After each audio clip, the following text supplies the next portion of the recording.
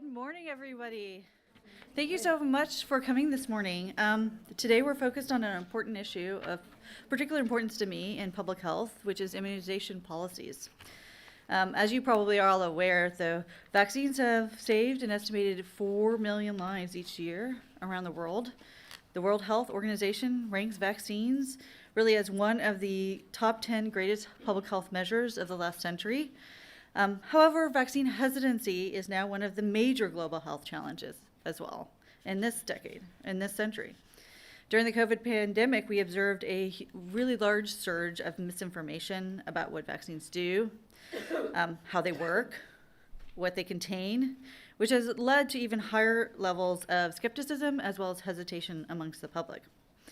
Unfortunately, now we live in a world where vaccines have actually become politicized as well. Arguments against vaccinations are often rooted in individual rights against public health measures and protecting our community. Vaccines have become more polarized in state legislatures, including Texas, which is the focus of our discussion today. At our event today, we really have a series of speakers who will bring different perspectives on vaccine policies and politics in Texas. We'll start with Dr. Omer, who will talk about vaccines and vaccine hesitancy, followed by Dr. Emerson, who will give us some background on growing Christian nationalism movement and how religion impacts public health policies in Texas.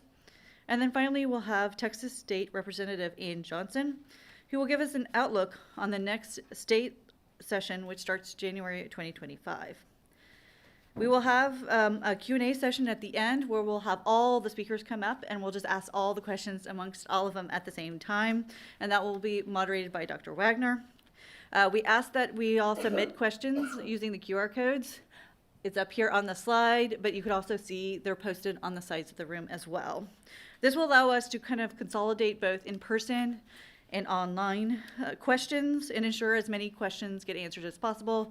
Oftentimes, many of us are actually thinking and asking the similar questions as each other, and that will make sure we capture all of those as well as nuances. Before we get going, though, I wanted to talk a little bit about some of our work and about the state of Texas specifically. When you walked in, hopefully you were given a summary of a recent Baker Institute report. It's available online on the Baker Institute website. After the 2021 Texas legislative session, when lawmakers filed a record number of vaccine bills, most of them against vaccine or access to vaccines, myself and Ms. Lakshmani wanted to really take a closer look specifically at lawmakers with health and biology backgrounds and how they voted on bills during the session. Not only did we want to look at Texas, but we were also interested in some of the neighboring states, including Oklahoma, Arkansas, and Louisiana. Specifically, those individuals in the legislature who had biology backgrounds, including animal sciences, medical degrees, biology degrees, doctors, nurses, EMTs, there were chiropractors, etc. We looked specifically at bills that were voted on both chambers. Some of them passed, some of them didn't. We ended up with, I think, about 20 or so bills. Out of the more than 600 legislators, we found 33 that actually were having a biology background, which I will say was a little disappointing. I think more of us maybe should be running often in the state legislature. But really what shocked us was that there were only 9 of these legislators that we scored positively for voting for vaccine bills, as you can see in our ones here.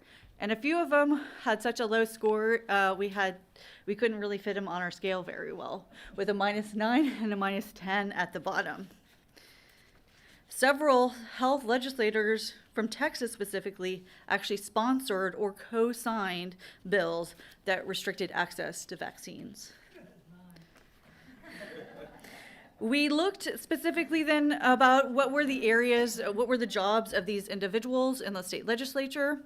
And so what we found when we collected them into 4 groups, veterinarians or those with degrees in animal sciences, doctors, nurses, and then the other ones with like science degrees, including chiropractors, into 4 separate groups.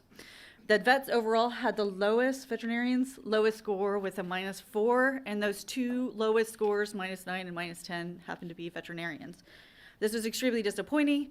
We thought if anybody would understand herd immunity would be the people that actually had herds in their profession. Unfortunately, this number was followed also by doctors with a low score, and with those two groups, as you can see, the majority actually had a negative score. Only one and each actually had a positive score. Everyone else had 0 or negative. The only positive group seemed to be nurses. From this, we really can only tell you what we saw within the small group. It's not really statistical for every single state legislature, but we are no longer really seeing within these state legislatures health and medical backgrounds as those individuals supporting vaccine and public health policies, unfortunately. Instead, what it looks like is that this issue has become a lot more politicized, and people are a little bit more partisan with their voting, as well as, including in Texas, recommending different and promoting different bills. You can see the summary, and if you look at the paper, it provides more details about what was going on with these particular populations. But I really would like to leave with a question. If these individuals are not our advocates for public health, who are? We have a group that's here today, but if we can't rely on our medical professionals to push for better public health services, what's left for us as we move forward in the future? And are these vaccine preventable diseases unfortunately going to have a resurgence again, including increased number of the side effects that we see with those, which are quite significant? Well, that's pretty much enough of me. I know you really are more interested in hearing from our speakers. But first, I really want to thank my colleagues at the Immunization Partnership, especially Reka Lakshmanahan, who has been working with me for several years on these issues, and Ms. Terry Burke, who leads the Immunization Partnership. Really, they do remarkable work for Texas, and I want you to join me in welcoming Ms. Burke to the stage.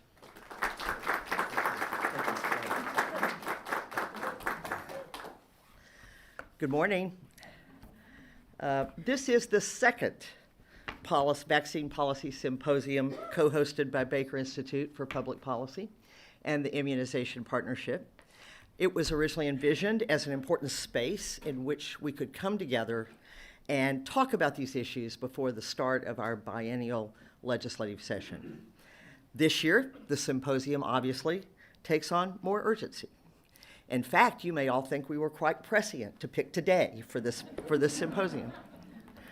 I want to thank Dr. Matthews and the entire team here at the Center for Biosciences and Health for partnering with us on this. The relationship between Baker and TIP is unique and important.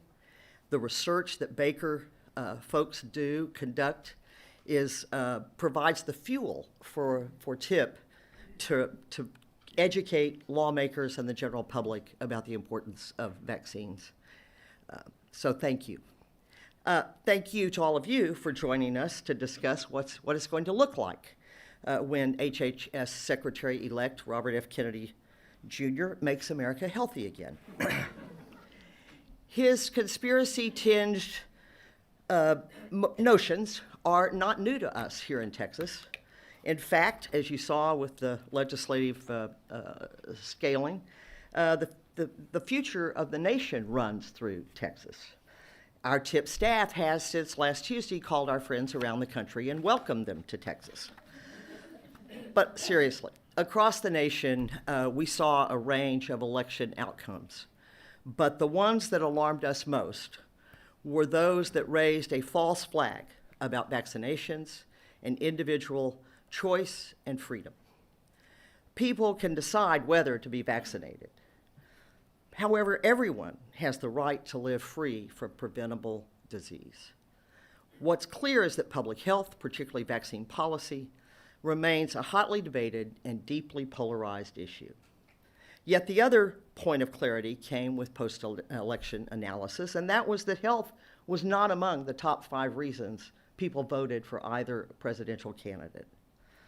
Until late yesterday, in fact, I held out hope that attacks on science, and particularly vaccines, might fall far down the new administration's agenda.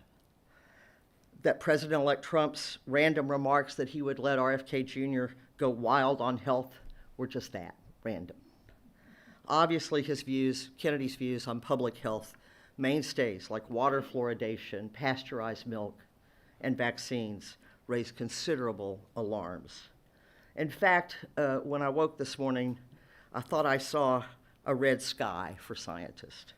For sailors, that means a storm is brewing. So what does that storm look like? Those with stronger telescopes than mine see a continued uphill battle for those who advocate for evidence-based public health policy. A sprawling movement built around concerns over the food supply and drug industry profiteering is poised to shake up health policy in the new administration, but it's also stoking disinformation concerns. There is a worry that the CDC and the FDA will be restructured, defunded, and dramatically reduced in size, diminishing both agencies' ability to fulfill their historic roles. There will probably be more aggressive actions to protect religious objections to health policies. And if the political climate stays the course, we will see challenges to the few vaccine requirements that remain intact. The boogeyman in all of this is the removal of school requirements for vaccines, a public health cornerstone that has protected our children's health for more than half a century. Trump's threats about withholding funding from schools with vaccine requirements has been widely understood to apply only to COVID, but there are concerns that's a Trojan horse to remove all vaccine requirements.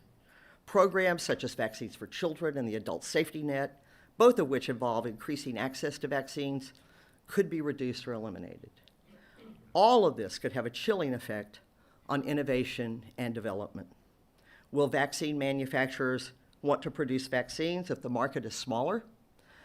Will academic institutions approach vaccine research and development in a challenging climate?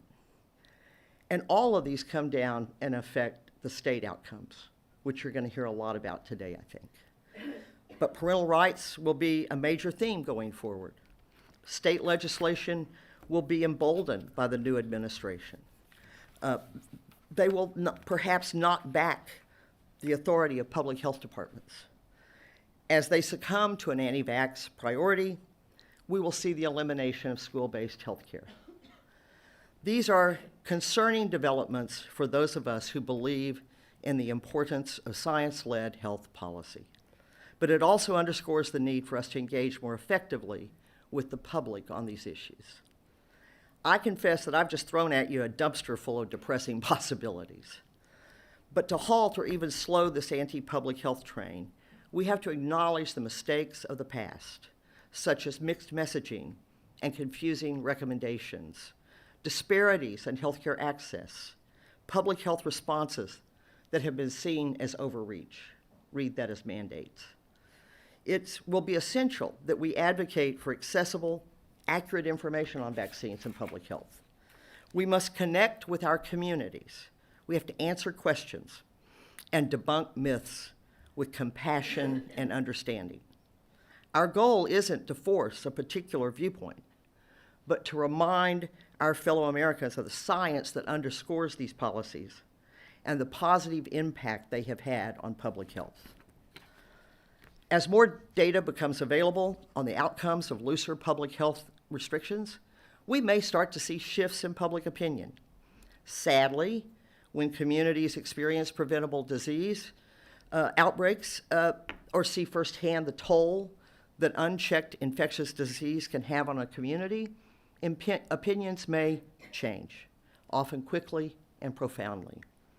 So I'm going to leave you with a piece of cautious optimism. Pew Research Center study came out yesterday that shows the public trust in scientists is improving and has gone up. 76% of Americans now say they have confidence in scientists, not in that act in the public's best interest. And also, I will add, there was a variety of recent research that shows that young voters, this new generation, have grown up witnessing the effects of public health policies firsthand, and they may change public perceptions. Many of them have strong appreciation for science-based decision-making.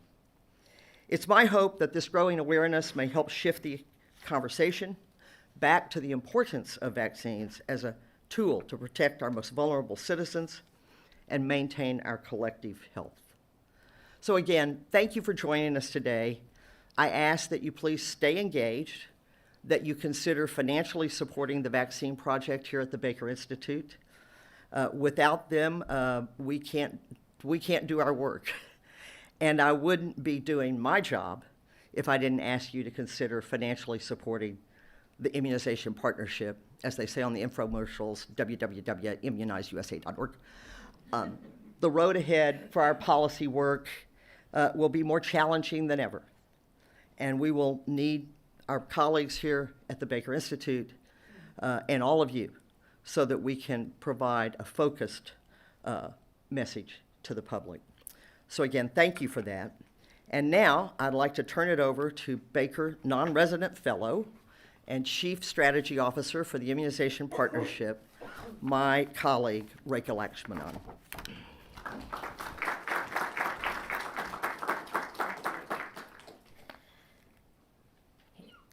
Before I do an introduction, just a quick reminder about questions. We will be taking your questions electronically. The QR codes are on either side of the room. So please hold your questions or submit your questions electronically for our speakers towards the end of the discussion. I am honored this morning to introduce Dr. Saad Omer, an internationally recognized epidemiologist and policy advisor whose work has positively impacted communities around the world. Dr. Omer is the founding dean of the Peter O'Donnell Jr. School of Public Health at UT Southwestern Dallas and was named the inaugural dean in June of 2023. Prior to joining UT Southwestern, Dr. Omer served as the inaugural director of the Yale Institute for Global Health, where he served as the Harvey and Kate Cushing Professor of Medicine at the Yale School of Medicine and Professor of Epidemiology of Microbial Diseases at the Yale School of Public Health. He was previously the William H. Foge Professor of Global Health at Emory University and Associate Director of the Institute of Vaccine Safety at Johns Hopkins Bloomberg School of Public Health.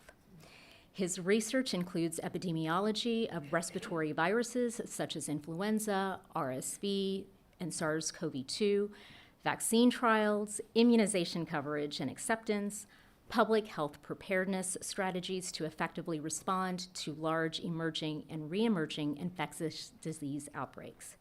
His work has been cited in global and country-specific public health policy, practices, and legislation. So in addition to his vast academic accomplishments, he has also served on the boards of trustees of Gavi Vaccine Alliance and Sabin Vaccine Institute and advisory panels, including the World Health Organization Strategic Advisory Group of Experts on Vaccines, U.S. National Vaccine Advisory Committee, the Presidential Advisory Council on Combating Antibiotic-Resistant Bacteria Vaccine Innovation Working Group, and multiple National Academy of Medicine panels.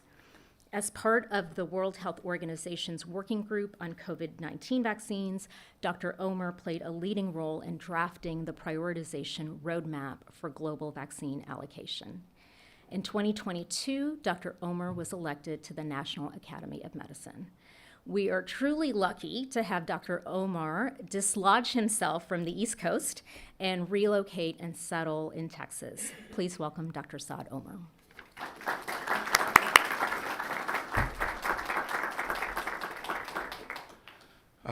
Thank you. Thank you for the kind introduction. I wish my mom could hear this.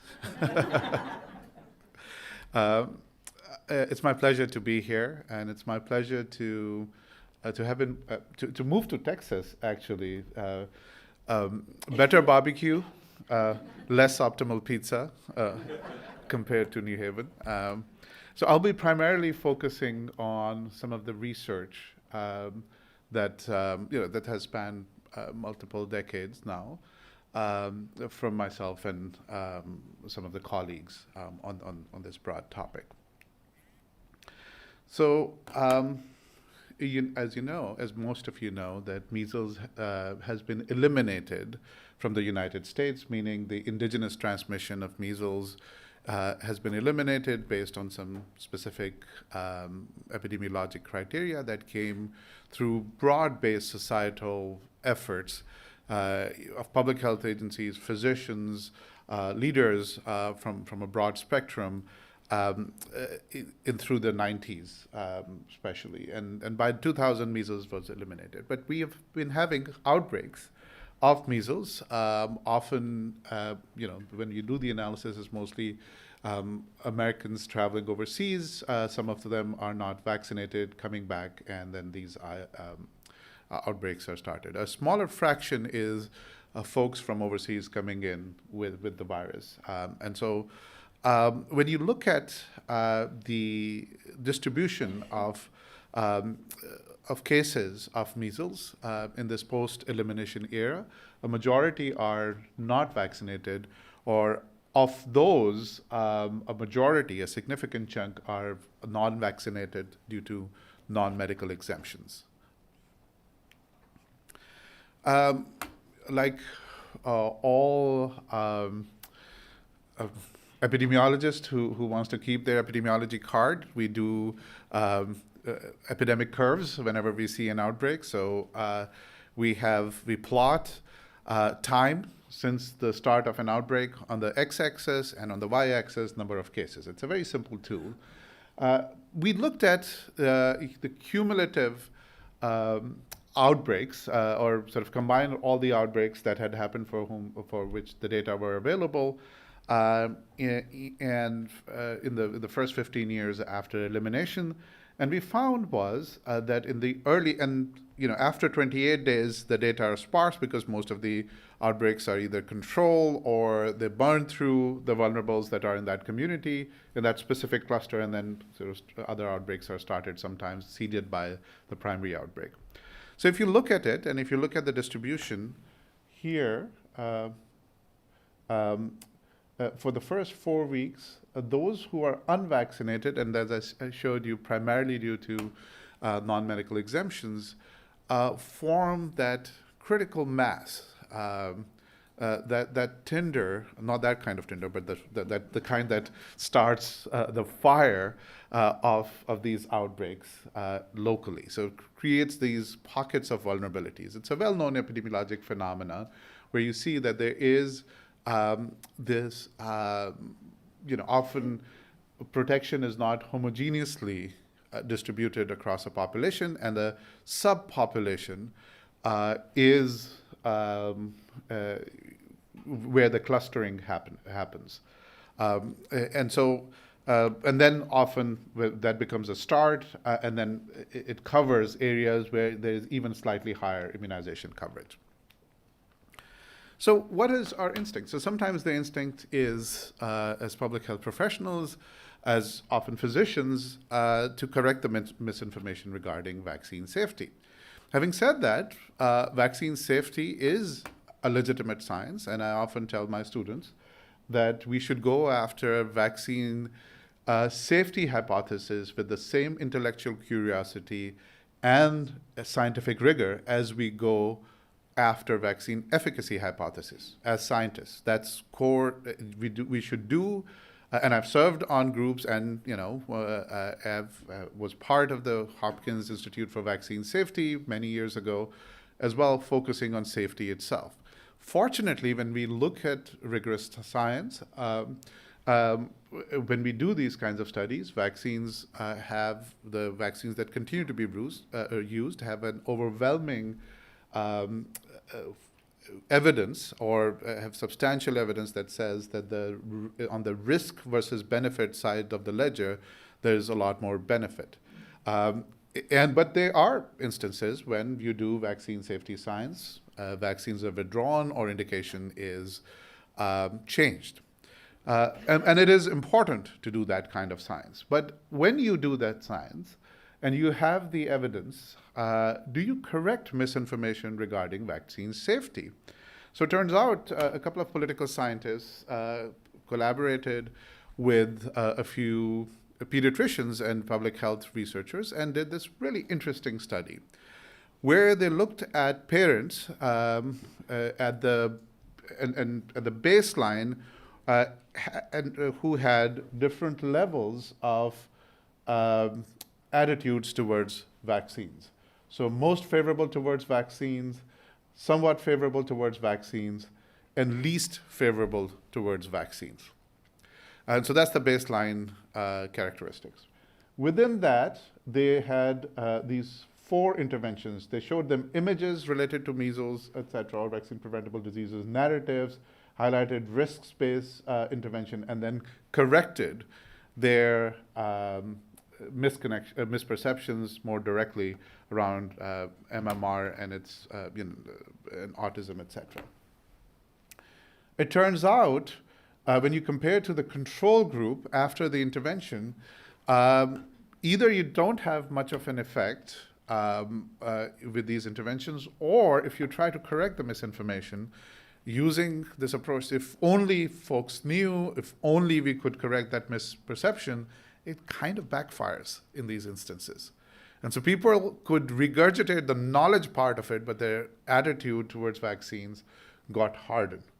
And so that was a kind of a depressing study, well-conducted study.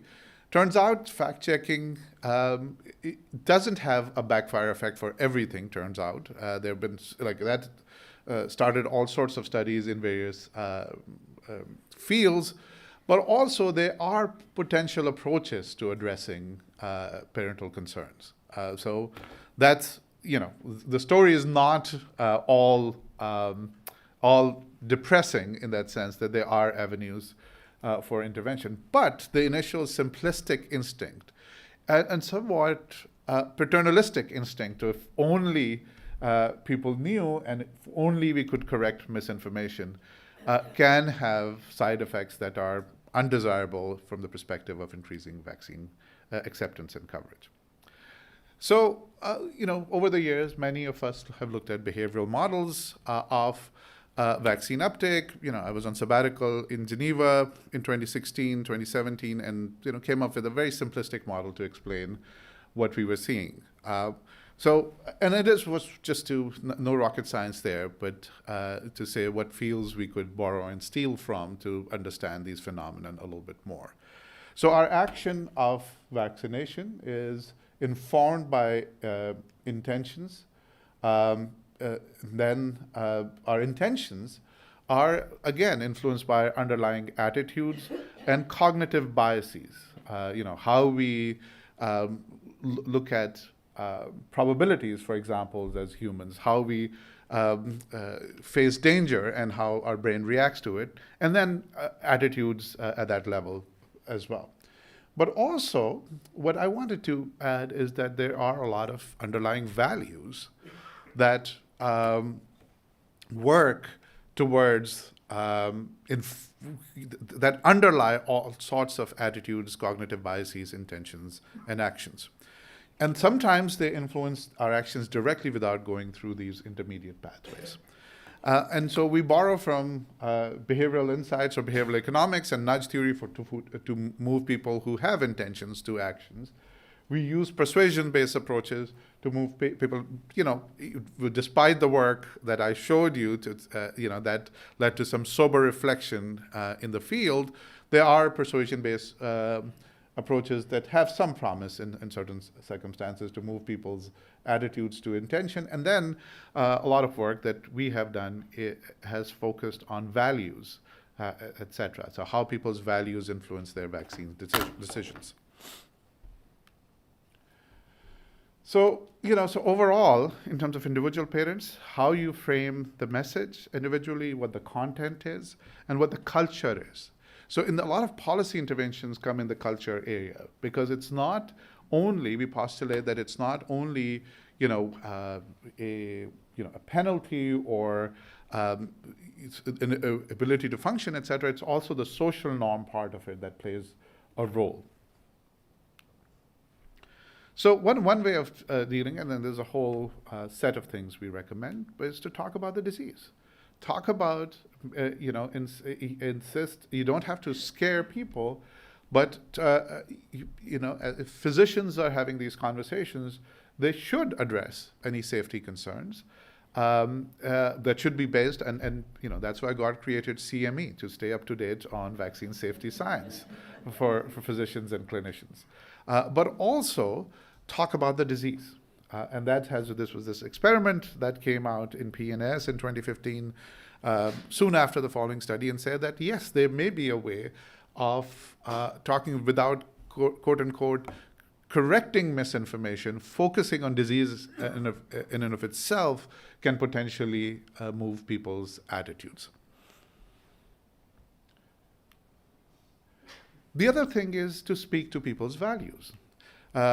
So Jonathan Haidt and Jesse Graham and many others, social psychologists who developed this moral psychology-based model to think about people's values. And the example they give is of our taste buds. So they borrow that framework. So many of you probably know that we all have taste buds, and they have overall 5 types of taste buds that are distributed in our mouth, on our tongue, which are bitter, salty, sweet, umami, which is in Asian foods. There's no direct translation other than savory, but savory is a slightly different flavor, and sour. And it is the combination of the triggering and to which degree these taste buds are triggered that give you a special flavor of a food. But we also know they're culture-based or underlying sensitivity to different flavors. So that's a good analogy, and pretty apt in the context of the fact that the Michelin stars were awarded in Texas like 2 days ago, and Houston got 6 and Dallas got 1. But who's complaining? I question the methodology. So we have, so they postulated and showed through empirical evidence that all of us have 6 underlying values, and that are emphasized differentially and that are triggered differentially by different stimuli, different kinds of messages. And these are, as I said, that we have underlying sensitivity based on culture, other factors, other beliefs. So this is both inherent and acquired. It seems that as we enter adulthood, we acquire these set of values that are emphasized differentially.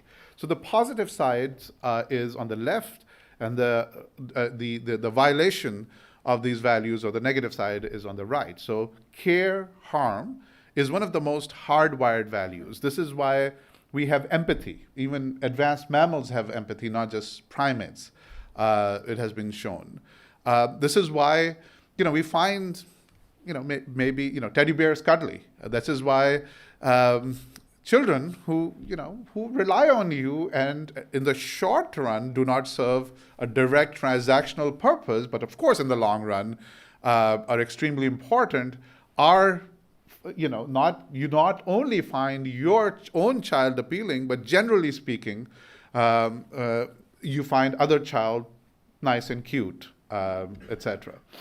That's why people watch panda videos or modang videos to look at them, because they're cute animals, and that it perhaps triggers the care part of our value system. And the reason I'm saying that this is hardwired, think about it from an evolutionary purpose. If we didn't have that protective instinct, the human species would be 1 generation old, because babies rely on us, etc. And I'm simplifying it, but these things have sometimes evolutionary purpose as well. The other one is fairness cheating. So if you look at most religions, if not all, evolved many sort of thousands of years apart, different locations. There is this code of fairness versus cheating, that violation. So we do emphasize almost globally, the golden rule is called the golden rule because it cuts across many religious traditions, for example, and philosophical traditions. Loyalty, betrayal. We move to a new town, and we start supporting a new team. I guess that's the explanation for people continuing to support the Cowboys. Sorry, nothing against the Cowboys, bless their hearts. But we do start rooting for, we have that instinct.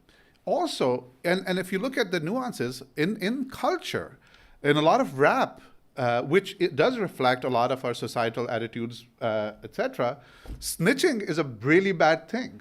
And think about who, according to normal moral conduct, is doing the right thing and trying to stop crime wherever. But it is, and this is acknowledged. Of course, rap is more nuanced as well, and culture is way more nuanced than that. But I'm saying that these things that spring up in pop culture as well. Authority subversion. We respect the uniform. And then sometimes, subversion of authority is a way of, addressing that value or positively or negatively. Purity degradation.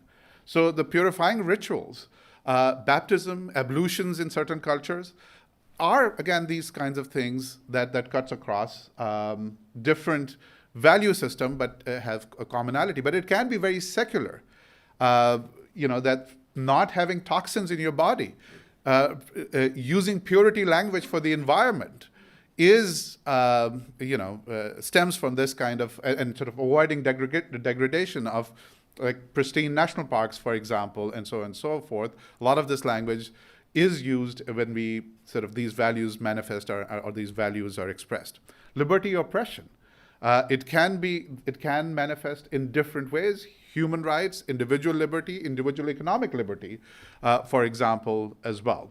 And then opposing oppression in that sense. So these are these kinds of values that we all share, but they are differentially emphasized and differentially triggered by different stimuli. So in 2016, 2017, the study came out in 2017.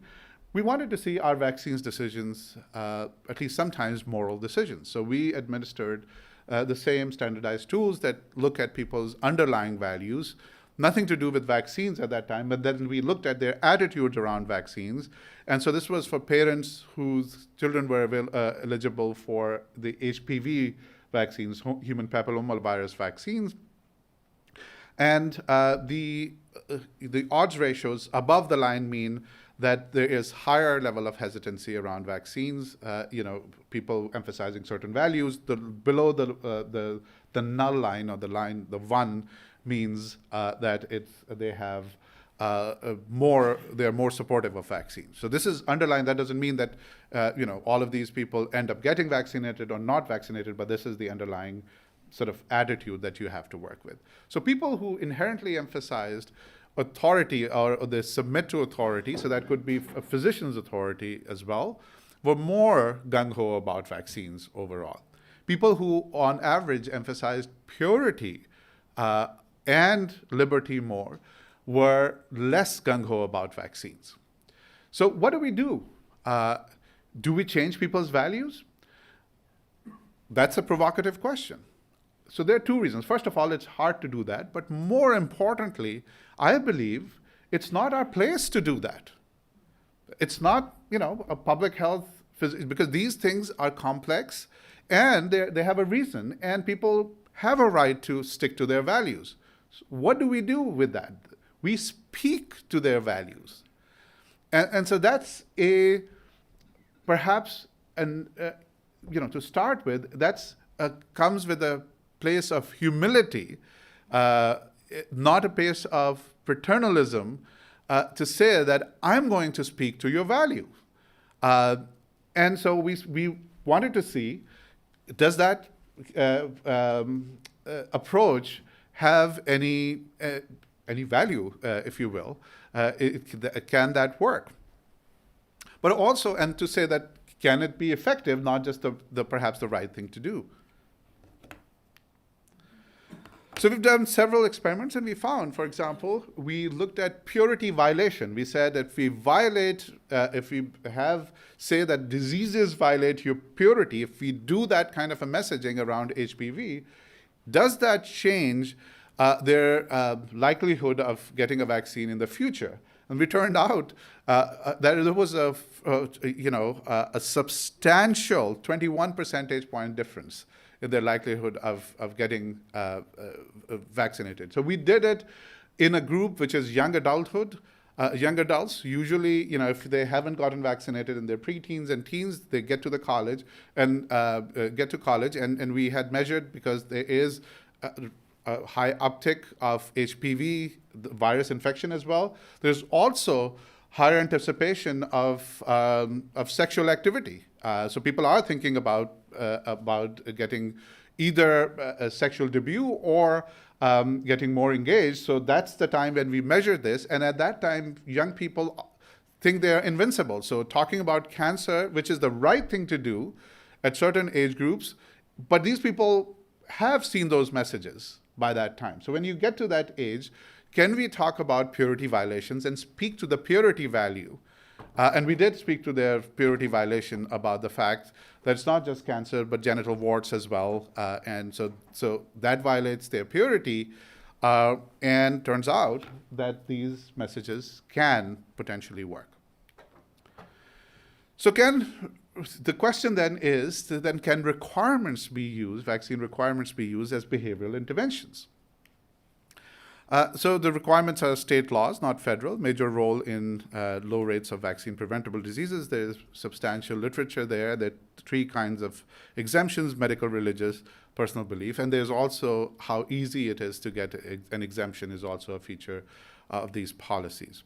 And very earlier on, we had shown, and others have shown, that states that have easy immunization requirements, so of course the map has changed. Some states have changed their immunization requirements. What we had shown that for pertussis, which is one of the 2 most unforgiving infections because it has a higher basic reproduction number, is very infectious. The other one is measles. The rates, the actual disease rates are different, doing all sorts of adjustments of differences between states, that if there is medium difficulty in getting an exemption, then it's 35% higher than states where it's more difficult to get an exemption. And then when it is easy to get an exemption, it's 50% higher. And so there's actual implication on disease rates for how easy it is to get an exemption. And it works in terms of local as well. So we looked at, in 2008, we looked at clusters of census tracts. So census tracts are these small aggregations of populations that are designed to be internally homogeneous.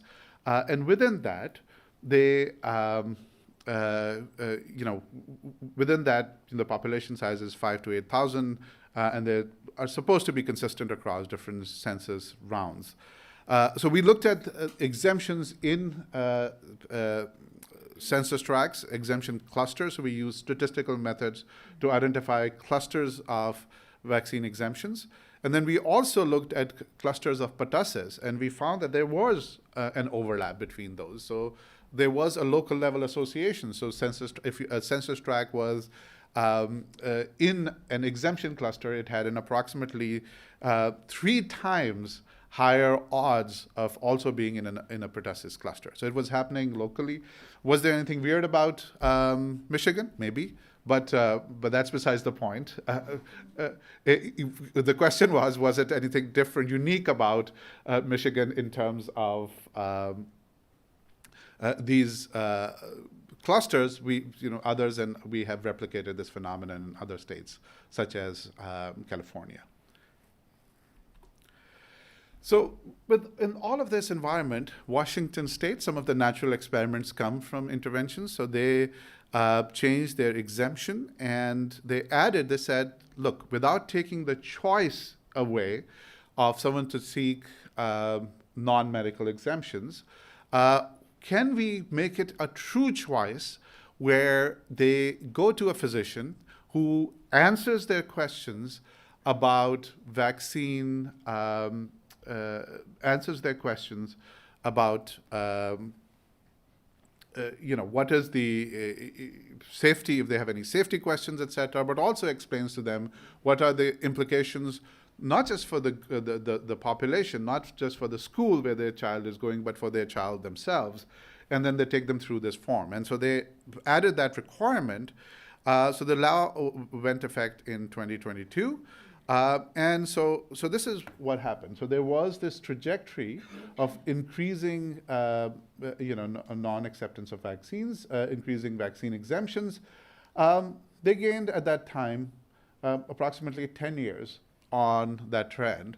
There was a reduction in exemptions. They have had other changes since then, and the picture has evolved since then, likely because of the other changes they did. For example, they had a more sort of aggressive requirement for measles only. It has nuances, and I'd be happy to discuss with that.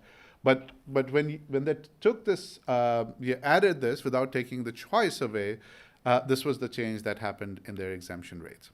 So then people ask, why not remove all non-medical exemptions? And here, we look at the data. And there was this experiment, natural experiment, in California. So I'll take you through this. And if I describe the colors inaccurately, it's my Y chromosomes. Men cannot name colors with the same nuance. So the top one is in this brownish creamish color. Are these? Actually, let's start from the bottom. So this purple one is personal belief exemptions in California over time, plotted over time. Green ones are medical exemptions. Then we have mandates not applicable, homeschoolers, etc., is on top of that, that salmon pink kind of color. Then these are overdue, meaning people who were not, like just overdue, they should be vaccinated, but they're not vaccinated. Their school or them just, looked at the law and said, okay. So that's this group. And then there are these conditional entrants. So this was an interesting category. Many states had that feature where they said, look, the school year is starting. Some states had this policy that your school could say, ask a parent that, where's your vaccination, evidence of vaccination? The parent would say, look, I have started the schedule. It's not complete. Technically, the requirement is not met. But pinky promise, I'm going to get my kid vaccinated. And so, that was the provision to say that don't penalize the person or the family that is in the process of catching up. That was a lot of the intent of these conditional entrants. Increasingly, in many states, including and perhaps especially in California, this was used by the school to say, yeah, come in, start school, we'll mark you as conditional, but the immunization requirement was not implemented beyond that entry point. So these are school entry requirements. So California had a program where they educated schools around this as well. So that's the conditional entry program. But this modern story started with this intervention here, AB 2109, where they intervened by, around pertussis outbreaks were happening. They intervened in the same way as Washington did to add a requirement for vaccine, informed declination, talking to a physician, etc. After that, things continued. They implemented the conditional program. Followed by this, they eliminated all non-medical exemptions after the so-called Disneyland outbreak. So this was, if you remember, there was this outbreak that started into the measles outbreak in Disneyland, and that was the year a lot of my peers, almost everyone had a photo of Mickey Mouse with measles, eruption. That says two things: that we have, a lot of researchers may be smart, but we have limited creativity in terms of how we express our humor. But also that, it's a universal symbol of our culture. So going back to this, what happened was we had in California, after the implementation of this requirement to talk to a physician before you're getting non-medical exemption, there was a sharp decline. And so the trajectory started in personal belief exemptions. So it started going down, and if you see that, that trajectory. But in terms of the overall number of, so this is, if you add all of these up, this is not up to date on vaccinations. Your virus doesn't check your vaccination card for the reason. If you're unprotected, you're unprotected. And it's whether it's for conditional or non-medical or whatever reasons, or in a lot of cases for medical reasons as well. So in that situation, there was a decline in personal belief exemptions.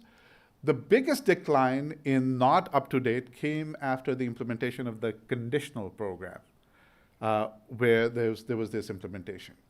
After they took away all non-medical exemption, it turns out that there was almost a vaccinee by vaccinee replacement. So it was, in a language I speak, there's a sign, there's a expression. It was a joyless sin in the sense it was an intervention, but it didn't. So if you see that, yes, personal belief exemptions went down.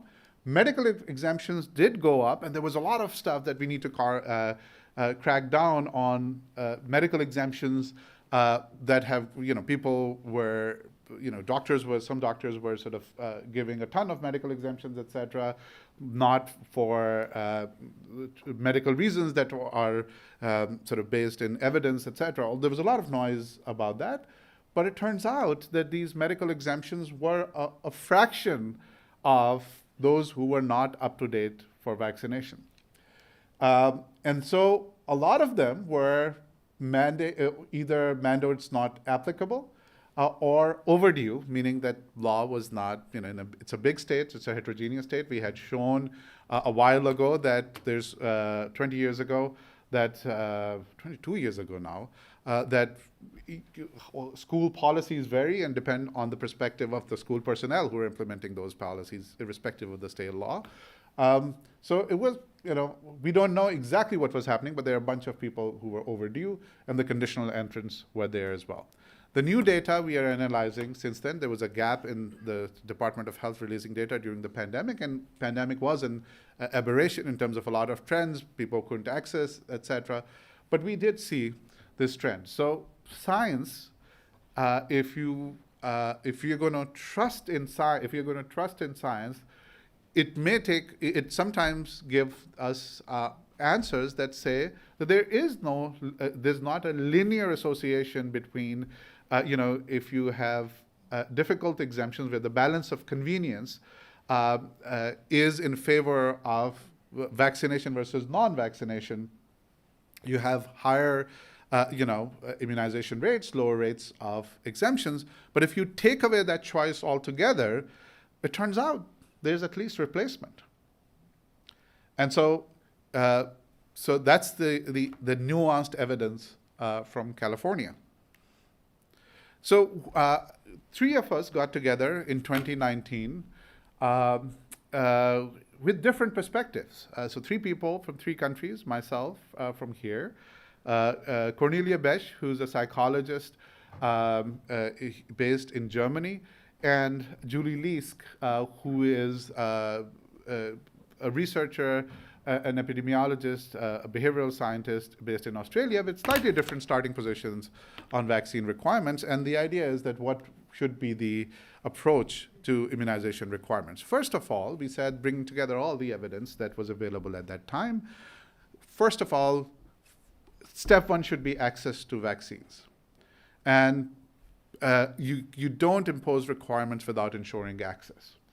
And that was sometimes true in parts, in regions of this country during the pandemic.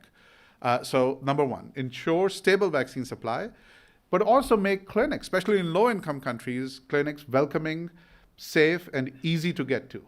And monitor safety. Before you get to the requirement, a robust safety. This is 2019. This has been the mainstream position for a while, that ensuring vaccine safety is a key part of a robust immunization system. Then, if you are going to focus on, and if you need to focus on vaccine uptake, use multiple interventions. Requirements should not be the sole intervention, diagnose reasons for under-vaccinations, use immunization registry and reminders. Often, one of the most effective intervention is immunization reminders. So a robust data system where people, and their children, where to send reminders. You send reminders, and that works fairly well. The initial evidence came from Australia. It has been replicated in multiple places. Monitor performance of providers and give feedback. One of the systems that a lot of states use is called a fix system. Most people pronounce it as a fix, but the people who founded it, the system tell me that it's actually a fix. It's a fix, which is that public health personnel go to pediatric clinics, and they tell them what their rates are and how they compare to rates of immunization in the area in pediatric clinics. And so that is a behavioral economics based phenomenon, and it was one of the things that the economists described later and got a Nobel Prize, but the public health people were doing this for a while. So they describe all sorts of other things, of course. But this is one of those, rate comparison. What all the other cool kids are doing is that phenomenon that nudges these clinics to perform better, and you give them options, etc. Provide vaccinations in communities. So go to the communities, go to churches, go to community centers, and make the access not just numerically available, but truly available in the community. Then, if you're going to have the requirements, create them ethically. First of all, ensure procedures are fair. So democratic societies have ways for people to object to requirements that go beyond sort of normal, functions of the state. And so France, for example, has citizen juries that look at regulations. That's one option. In the US, there are other legislative ways of doing it. And this is why, look, I have the zeal of the convert to democracy because I grew up, spent part of my childhood under dictatorship. So I know what sometimes noisy process looks like if it's absent. So evaluating these kinds of requirements through a process, open process, is important. Make penalties appropriate. For example, in certain countries, thankfully it's not the case in the US, in certain countries of the global south, especially those who use these requirements for polio eradication, there are pretty severe financial penalties and imprisonment. And we don't believe that should ever be on the table for these kinds of things. Some financial fees for certain situations is different, as is done in Europe, but never imprisonment, and even that should not be at a level where rich buy out of getting their children vaccinated and poor people are sort of, that's an added burden.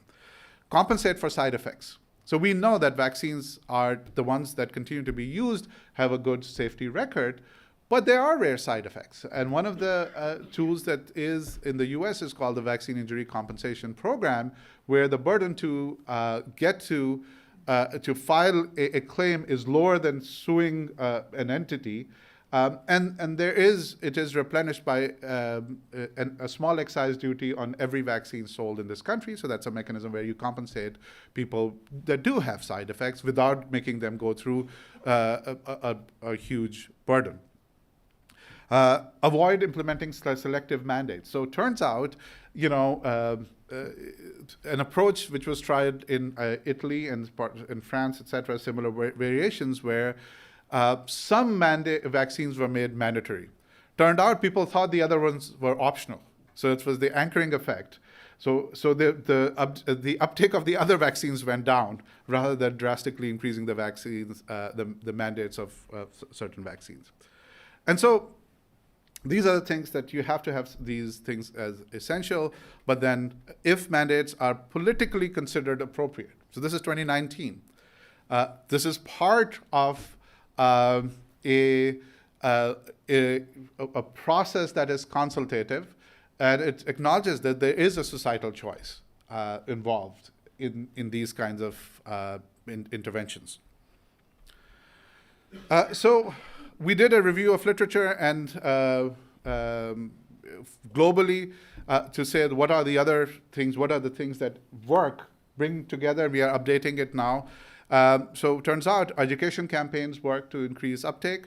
On-site vaccination is a powerful tool. Incentives, offering financial incentive for vaccination, but since then there has been a nuanced evidence, the evidence. So lotteries, turns out, we had, a lot of us had an open mind about it during COVID, but turns out the evidence is that lotteries per se don't work that much.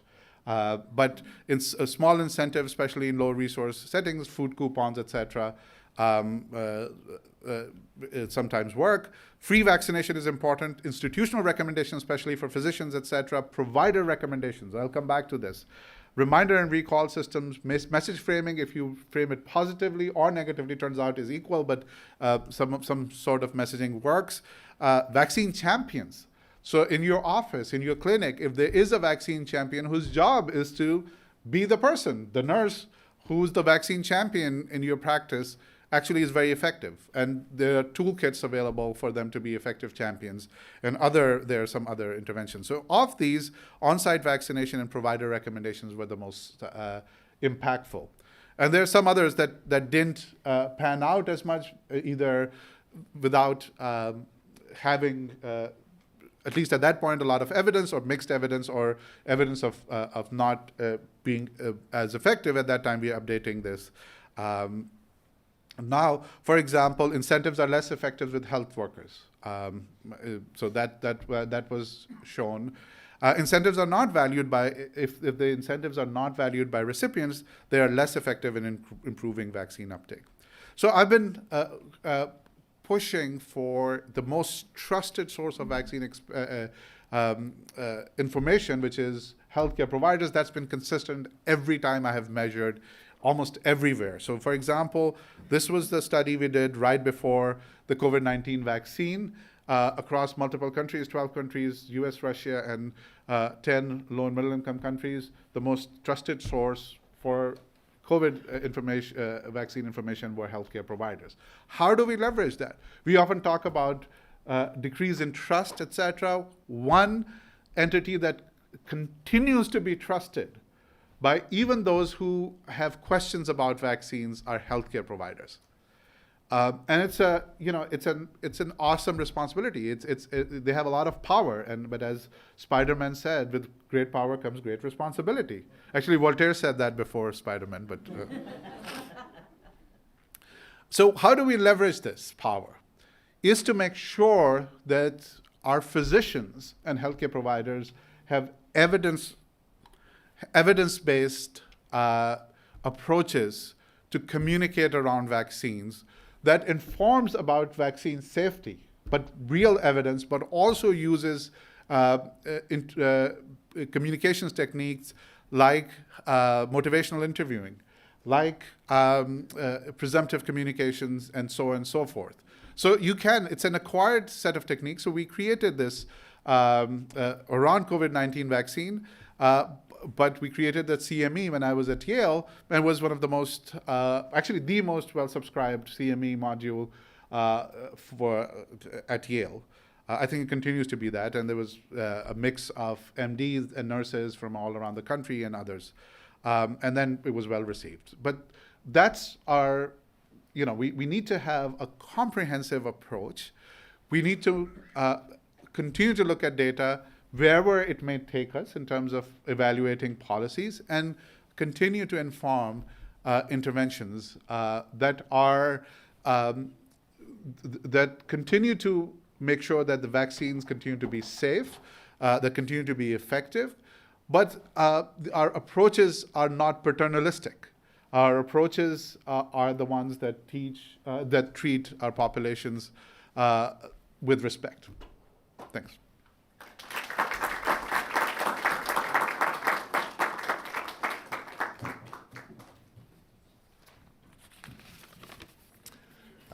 Thank you, Dr. Omer.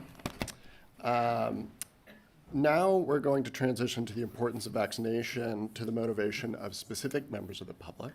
So we just heard about the importance of vaccination for public health and the diversity of motivations that are available, but identifying which of those might be most effective in particular groups of people can really allow us to produce effective health measures and help policymakers promote public health. Our next speaker will discuss the position of vaccination among American Christians. Dr. Michael Emerson is the Baker Institute's Chavanne Fellow in Religion and Public Policy. His work examines how religion influences public policy, and in turn, how public policy influences religious communities, both domestically and internationally. He was the principal investigator of the largest national survey of religion and race conducted to date. The results of this survey are discussed in his recent book, The Religion of Whiteness: How Racism Distorts American Christianity, published in February of this year. He's published widely on religion and public life. He's the author of over 15 books and many other publications. His research and expertise have been featured in hundreds of media outlets, including CBS Evening News, NPR, The Wall Street Journal, CNN, The New York Times, and the Baker Institute's own Public Briefing podcast. Please join me in welcoming Dr. Emerson.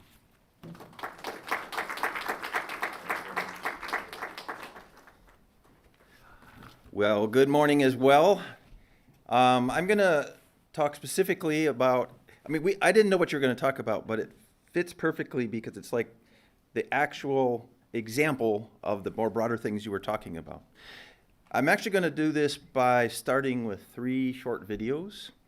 So let me see if I can get our first video here.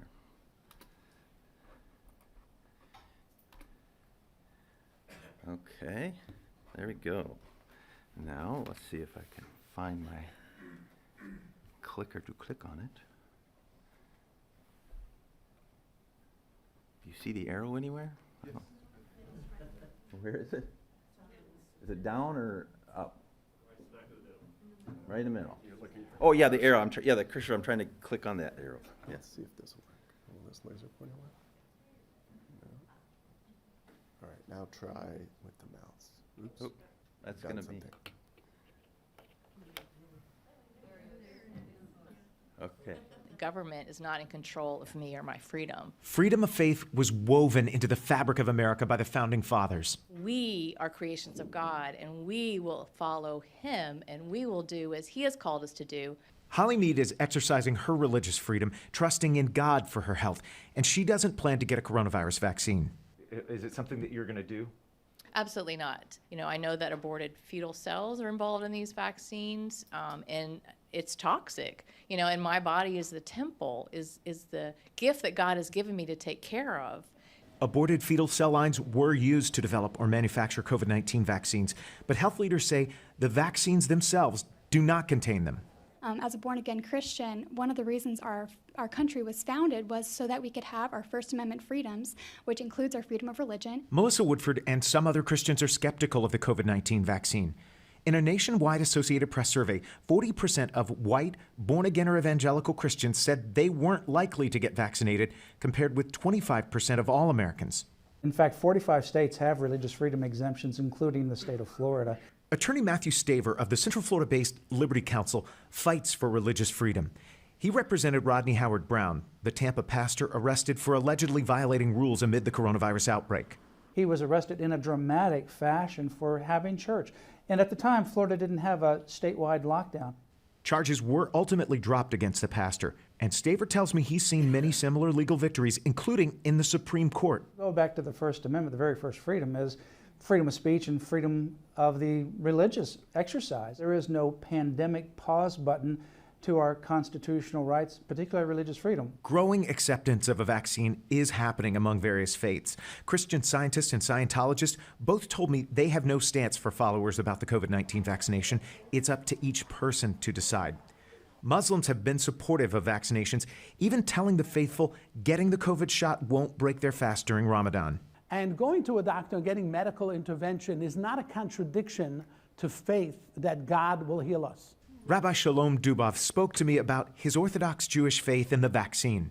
Our Torah teaches us that while we're obligated to believe in God and to trust that God is the one who heals us, At the same time, we are supposed to reach out to the most available scientific and medical information available. So we don't see a conflict between faith and getting the most current medical information. While there are varying opinions about the COVID vaccine among people of faith, they all seem to come to the same conclusion for their choice. Each must answer to God.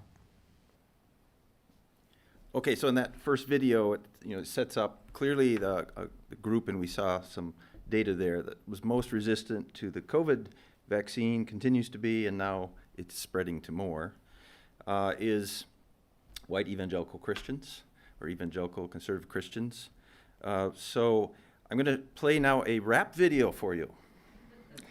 Okay, and I'm just going to do the first 2 minutes or so. It's a longer song, but let me just prep you because it's a group called Jimmy and Rez, and so the video will start with a gentleman saying, "These two fellas have it right," and then they're going to be doing their rap song partly in a concert for younger folks in LA.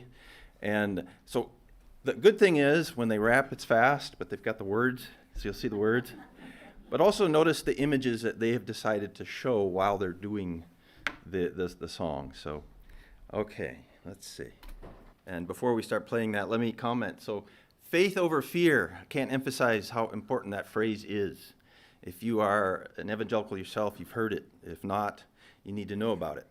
So, in churches across the country, sermons on faith over fear. Outside of the churches, with the signs, faith over fear. What does it mean? It means oppose the vaccine. Don't wear a mask, because that's showing that you're fearful and not trusting God. And that was what this is trying to communicate as well in this song. These things are very, very important. They're communicated right through a couple of images I'm giving you, and of course, social media influencers. And I'm going to give an example. So my wife is from a very large evangelical family, many children, many grandchildren, and her oldest sister is like kind of the matriarch. And so when the COVID vaccine was about to come out, she posted on Marco. I don't know if you know what Marco is, but just think of it as you can show your videos and communicate to whoever you want. And this is what she said, quote, "The COVID vaccine, let me say this emphatically, don't get it. Don't let people you love get it. Don't let your friends or neighbors get it. We must walk in faith, not fear." So she's already got the faith over fear right in the early stages here. "The government is attempting to control us with mass vaccinations. As if we're cattle. We're not cattle. We're God's creation. I don't have time to go into all the whys. Just hear me. Don't get the vaccine." And so that was it. So it became quite a contest because anybody within the family that thought they might get the vaccine or put a mask on was shunned as not having true faith. And this was going on around the country, right? In fact, 2 days ago, my 88-year-old father-in-law was at the VA getting tested for something. And I know this because they recorded it. The person I just told you about, this oldest daughter who doesn't trust even doctors. And so at the end, they say, "You're doing okay. This thing we thought was cancer is not, so that's great news. While you're here, would you like to get an update on the COVID vaccine and a flu shot?" And the father immediately says, no, thanks. And they said, "No, it's free. We could just do it right now." No, I said no. And so there it was. And that's coming out of this. Okay, one last video. And if someone's in the back, if you could advance the next slide. I'm so glad they're helping me. This is just a 1-minute video. About 3 days ago, we launched a no vaccine mandate petition, not because we're anti-vaxxers, but because we're pro-freedom. We've had over 35,000 people sign it in less than 3 days. And with that, there is a downloadable religious exemption form that is completely free that you can download and have your pastor sign it, and you can turn it into your employer. That way you can be opted out of being forced to take the COVID vaccine. Now, if your pastor is not willing to sign it, I will sign it for you. But in order for it to carry some weight, you would need to become a member of my church. Doesn't mean you have to be an in-person member. We have thousands of members who are online members. And membership is defined of those who attend church or those who are with us online, and they financially support the ministry. So financial support could literally be just $1, whatever that looks like for an individual. We have some doubters here. Yeah, it's interesting, right, that how easy you can now join a church. And they have many thousands of members, and most are just watching online. So, okay, so as I noticed here, there's a whole subculture within American Christianity, evangelical Christianity in particular, where all of this stuff is going on. And so I just want to briefly say, well, why is this? How does it that this is happening when we have so much scientific knowledge of the values of vaccines and so on? So let me just briefly say, American evangelicalism's DNA, the very heart of it, is to see itself as embattled. Okay, so as being always under threat and attack by outside groups. Sociologically, that actually is the fuel that makes it very strong, because what that does is it makes people closer, a stronger in-group identity, stronger commitment to their cause. All right, so within evangelicalism and Christianity and most religions in general, there's two impulses. The first is a strong emphasis on individualism, especially within American evangelicalism. The centrality of individual responsibility, and tied to this, and you've heard it multiple times in these videos, religious freedom. The second impulse is that of Christian community. When you become a believer, you are then automatically part of a community.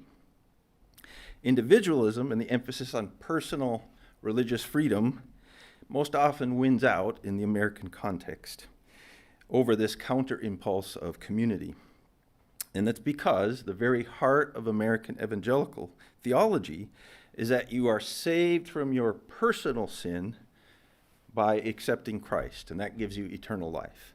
So that's the crux of it, and then everything else is based off of that stem, that you must make an individual choice. All right? And so to make that choice, this is key, you have to have freedom, personal and religious freedom to make that choice. You can make the choice not to accept Christ, or you can make the choice to, but you have to then try to create a context in which everybody can make that choice. Also important that everybody is then responsible for that choice. So if you choose not to follow Christ, then there will be consequences. My colleague at Villanova, named Glenn Bracey, he calls this the transactional gospel. You are doing a transaction with Christ. I give you my faith, and in return, I get life eternal.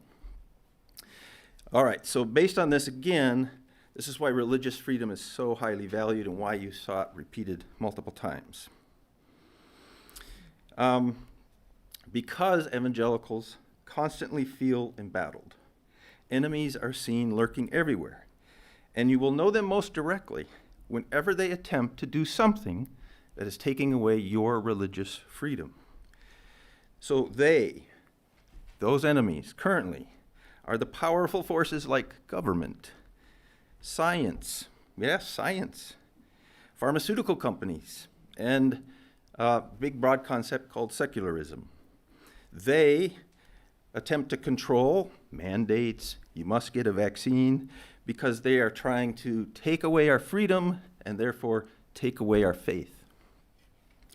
This view then quickly goes viral in videos on all the social media into make an audience for misinformation. So you'll see things over and over. The vaccines are made from aborted babies. We saw a little bit about that they're not actually producing with that. They're laced with arsenic. They are funding the global war machine. Vaccines will weaken your mental abilities. They'll cause long-term physical damage, and on it goes. Just want to notice, not just white evangelical religious communities, right? There's, for at least some religious communities of color, there's some true hesitancy and mistrust because of past experience. Science, eugenics, racism combining. So those are whole different issues, but very real as well. Okay, and then this mistrust quickly becomes political. And we could go into that, but let me do this. This is my last part of the talk because we want to keep on time. What do you do with this? How could we advocate for getting vaccines when you have such a context like this? And how many evangelicals are there in the country? Many, many millions, right? So it's big. All right, I want to just suggest 3 things. One is that we have to take seriously the concerns that these communities have. If we simply want to mock or ridicule, all that will do is strengthen their resolve to not get it. So you have to take it seriously. Second, we have to understand those concerns, not just take them seriously, but understand why there would be mistrust of science and government. One of the things I thought was such a huge mistake when we did the vaccines for COVID and tried to get people interested in taking them was we would have doctors in lab coats. I don't know if you saw in the music video, but they had our head of all health behind bars, and while they were singing about the devil. So that doesn't work. What works in communities like this is you would have religious leaders saying we need the vaccine. You would have Christian recording artists saying we need the vaccine. You would even have country singers saying we need the vaccine. Those are the groups that this group will look up to and trust, not medical doctors, not government officials. So third, and this is really important, and I think it's so ripe for the taking, and that is to draw on the second impulse that all Christians have because it comes clearly in their Bible. That is that the community, doing good for one's neighbor, sacrificing for the other. So I talked about the transactional gospel, the counter, and this is for many other religious groups that are Christian, that use the transformational gospel. God not only wants to save people, but God wants to transform society for the good of all people. So if you had this mind approach that we wanted to try to do the transformational gospel and stress that more within white evangelical communities, we could maybe do this.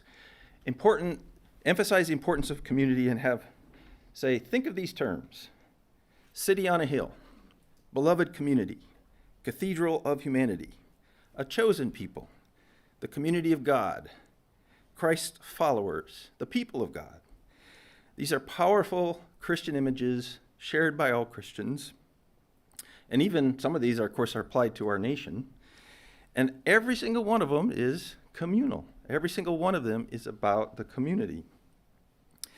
They convey a very powerful sense that we have to be thinking not just about this individual transaction I'm trying to make on a religious terms, but I am having as a Christian duty to think about the community of fellow Christians.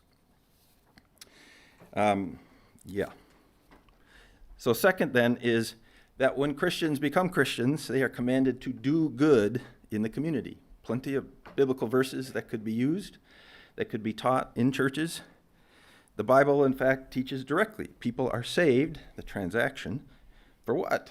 Not for just eternal life, but to do good. There is a purpose while you're still living. We could link this argument to what's already been accepted. So we allow the government, at least have in the past, to put fluoride in our drinking water. We'll see if that continues. We trust the government to build roads that are safe, that'll work. And we've seen clear evidence of vaccinations essentially ending like polio and smallpox. So if we're going to have a particular health initiative or vaccine policy and it's being resisted, we could start from there. Why are you okay with some and not with others? Is there something unique that makes you nervous about this one? And you're getting them to the point where to see that they already accept or have accepted in the past certain vaccines and they've worked. It hasn't had all the negative consequences that are being said on social media. And then, of course, drawing on Christian scriptures itself. So let me just do this real briefly to finish. So Jesus says, anyone who loves me will obey my teaching. And he also says, whoever has my commands and keeps them is the one who loves me. And then he gives this most important command. My command is this: love each other as I have loved you. Greater love has none than this, to lay down one's life for your friends. You are my friends if you do what I command. So as theologians analyze what is Christian love, it comes down to this. It is obedience to Christ's teachings, keeps talking about the commands he gives, and it is sacrifice for others. So to cast even an understanding of why I would get a vaccine, it isn't about religious freedom. It's about sacrificing for others. It's about following Christ. So I would suggest those three, and I'm going to give one really specific recommendation here. So across this little street here is the Boniak Institute, Religious Tolerance, run by Dr. Elaine Howard Eklund. And she has written a book called Why Science and Faith Need Each Other. And it is a wonderful book written for religious communities.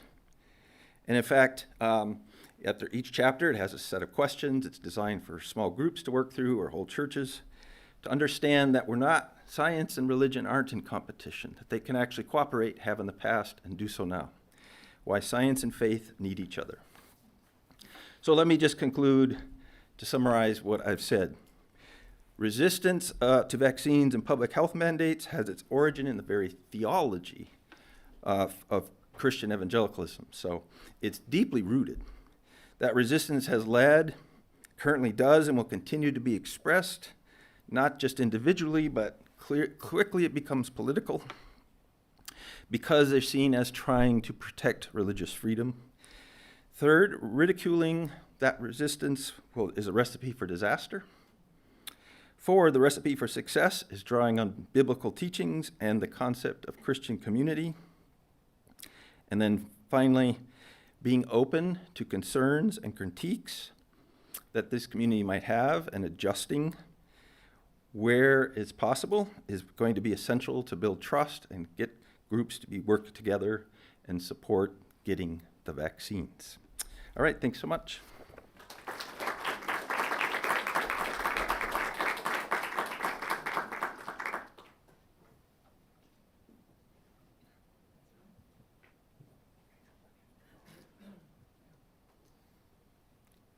Good morning. I'm Sandy McKay, and I'm the Huffington Fellow in Child Health Policy, and it is my honor to introduce the Honorable Ann Johnson for the next discussion on the intersection of policy and vaccination. Representative Johnson is the Texas State House Representative for District 134, which encompasses the Texas Medical Center, and congratulations on your reelection. She is a former chief human trafficking prosecutor and works as an attorney in our criminal justice system for victims of sexual exploitation and for those who cannot afford a lawyer. She earned her bachelor's from the University of Texas and law degree from South Texas College of Law, where she also serves as an adjunct professor. She has been a strong advocate for children and serves as an active member of the Texas Children's Justice Act Task Force, and last year was awarded the Clift Price Distinguished Service Award from the Texas Pediatric Society for her outstanding dedication to supporting children, especially around supporting strong vaccine policy. So thank you for your support and dedication.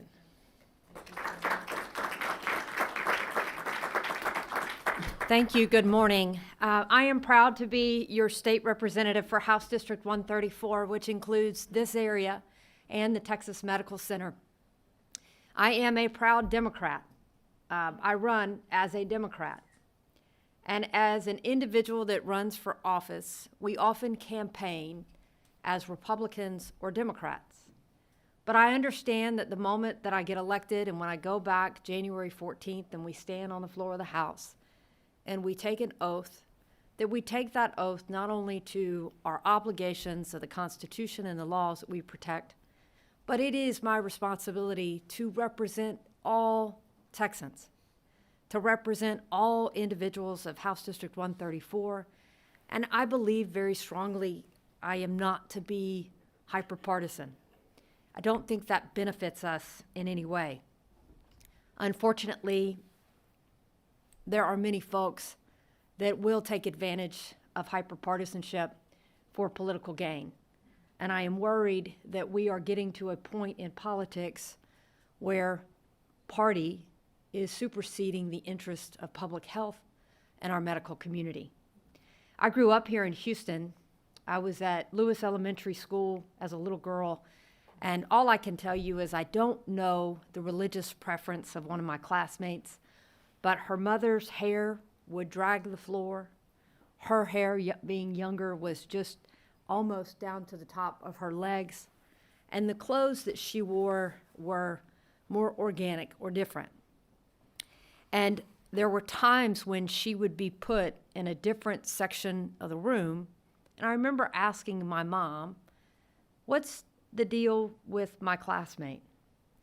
And my mom explained to me that that particular child had a religious belief that she was not vaccinated.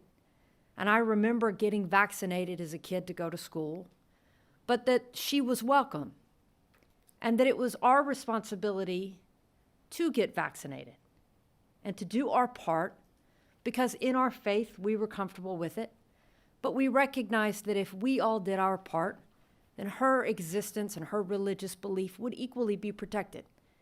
In the same way that the school made an effort during certain periods of times of whatever else to try to put this child a little bit further from the rest of us, that we were all in that together. I also think about where we've been with COVID and with friends of which I did not know were anti-vaxxers.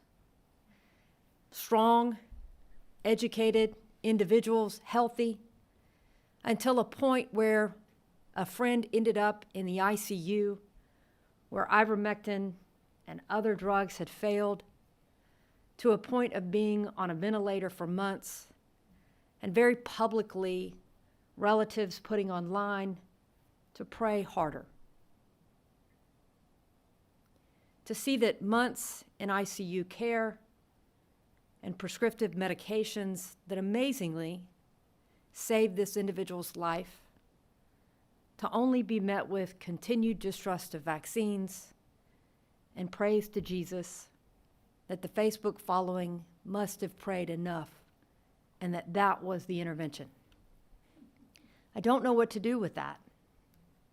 I struggle with that. I struggle with it. But I understand it, and I understand it's my responsibility as your state representative to try to advocate for good policies.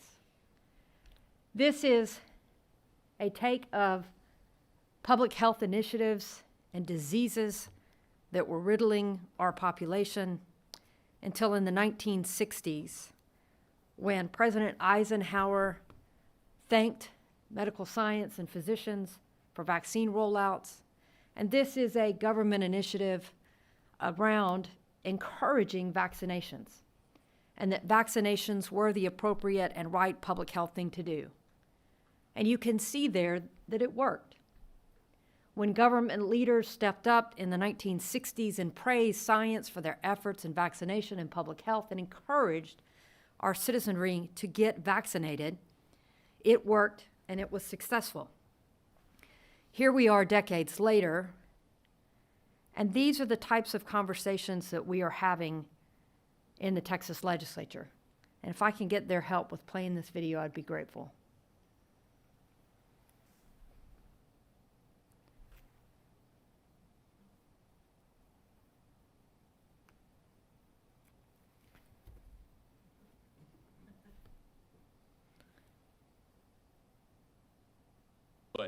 The job of the government is not to keep us safe. The job of the government is to protect our rights. And that includes not only from individuals taking our rights away, someone who may want to take my life, and the government protects me from that, but also from companies, from corporations, from anybody that wants to take my rights away. And if you'll also play the next. Seen this? It's the vaccine schedule. When I was growing up, the total doses were 24. Now the total doses is 73, with 234 viral and bacterial strains. Thank you, Texas, for vaccine choice.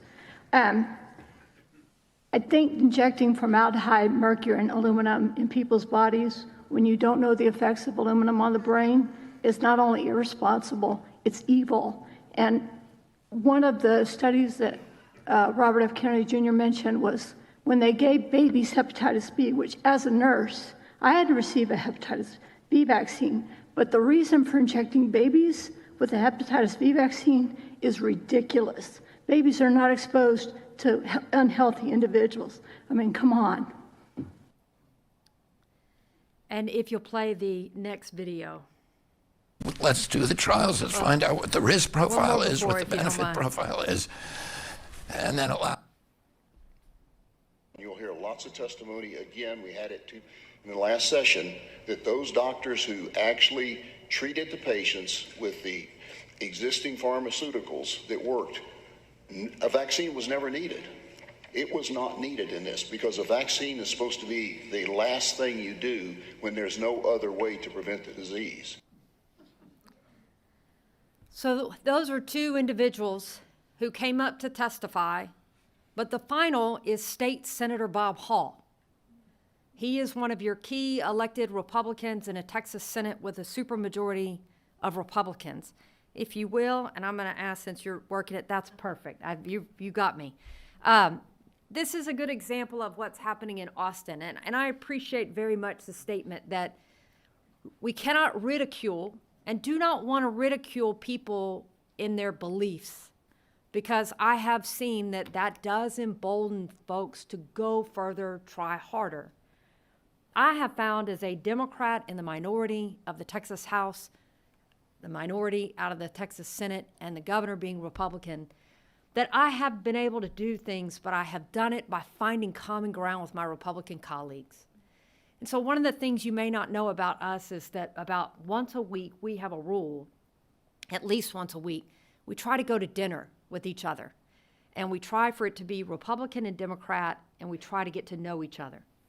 It's important to us. And I have found it to be incredibly valuable, whether I'm advocating for the issue of being able to have treatment for miscarriage in the medical center upon a pregnancy complication or anything else, that it is my understanding of my colleagues, their families, their profession, and their core beliefs that when a moment of crisis comes up, I can go sit down in the offices with some of them and say, hey, so-and-so, can we talk about an issue, and can I tell you about some of the problems that we're having with our constituencies? And I know where there's common ground to be able to talk about what is our role here as elected officials and how should we address the issue. And so you have my commitment, and I hope that the Texas House will continue to do that, to work on a bipartisan basis to try to get to know each other, to break through this rhetoric. But here's where I need y'all's help. I'm going to go back to Austin in January. We'll be there January through May. Probably late February, we'll start having committee hearings. And there will be a posting for a bill, and there's about 24 hours notice. Within 24 hours, people will come up and testify, and I'm using this as an example. The folks that are testifying for and that are there and who we see repeatedly, Texans for Vaccine Choice, Texas Constitutional Enforcement, Texas for Medical Freedom. Many of these individuals are anti-vaxxers, many of them of what you heard and their belief. We all know babies are not exposed to unhealthy adults.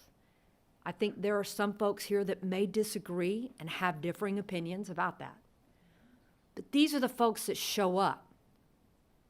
I can't tell you how they have the financial ability to park themselves in the Capitol on a daily basis to be there, but they do. And they are engaged. And the challenge is you can see the against. The against is the Texas Academy of Family Physicians, Texas Impact, Texas Cares for Children, and other organizations which you might recognize have validation or validity in science. And this is what we call dropping a card. They'll put a card in the bucket to say I'm against, but they either don't have the ability to stay and testify because they may be engaged, like many of you working in the medical center or seeing patients on that day, and you can't jump within 24 hours and be there. The problem is there's only one segment of voices that are really getting heard. And then the challenge is there is a political win in that process. And I think somebody else talked about this earlier today.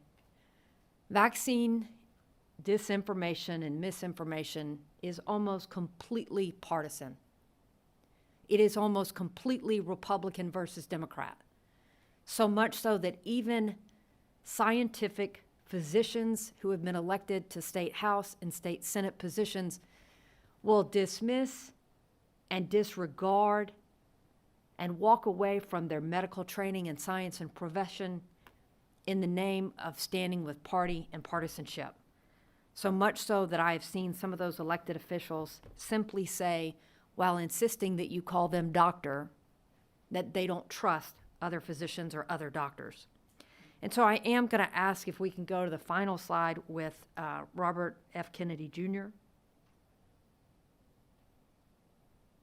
Let's do the trials. Let's find out what the risk profile is, what the benefit profile is, and then allow parents to make up their minds about, whether they want to use vaccines for their children. Each of those vaccines, that ought to be a free choice.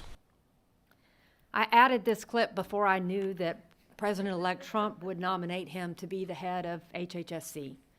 And I will say that that does make me nervous, because we have to work with our federal and our state agencies constantly in moments of crisis or normal days to try to figure this out. But I wanted to leave you with this slide.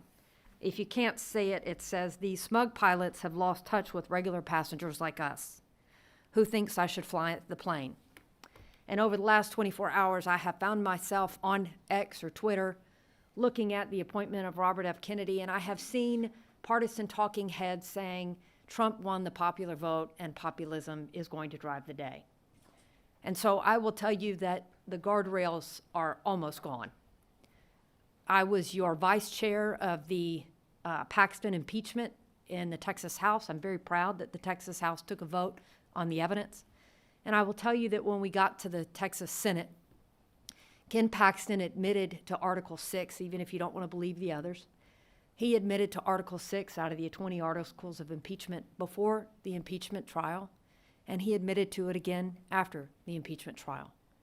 Despite that admission and the evidence that I believe was there, I do believe that when I took up that calling and that process to be one of a bipartisan group to do what we thought the evidence led us, regardless of party or politics or political expediency, some people even criticized me and said, "Ann, as a Democrat, why are you helping Republicans? Why would you help Republicans cut the cancer of Ken Paxton from the Texas Republican Party?" And my response is, because cancer can kill the whole body. It will get all of us. I will tell you, I had faith and belief that the oath that I take when I go back in January, I had faith and belief that many of the Republican senators that I knew and knew the existence of evidence in court and process, that even they would find the courage and the backbone to choose truth and evidence over political expediency. But they did not.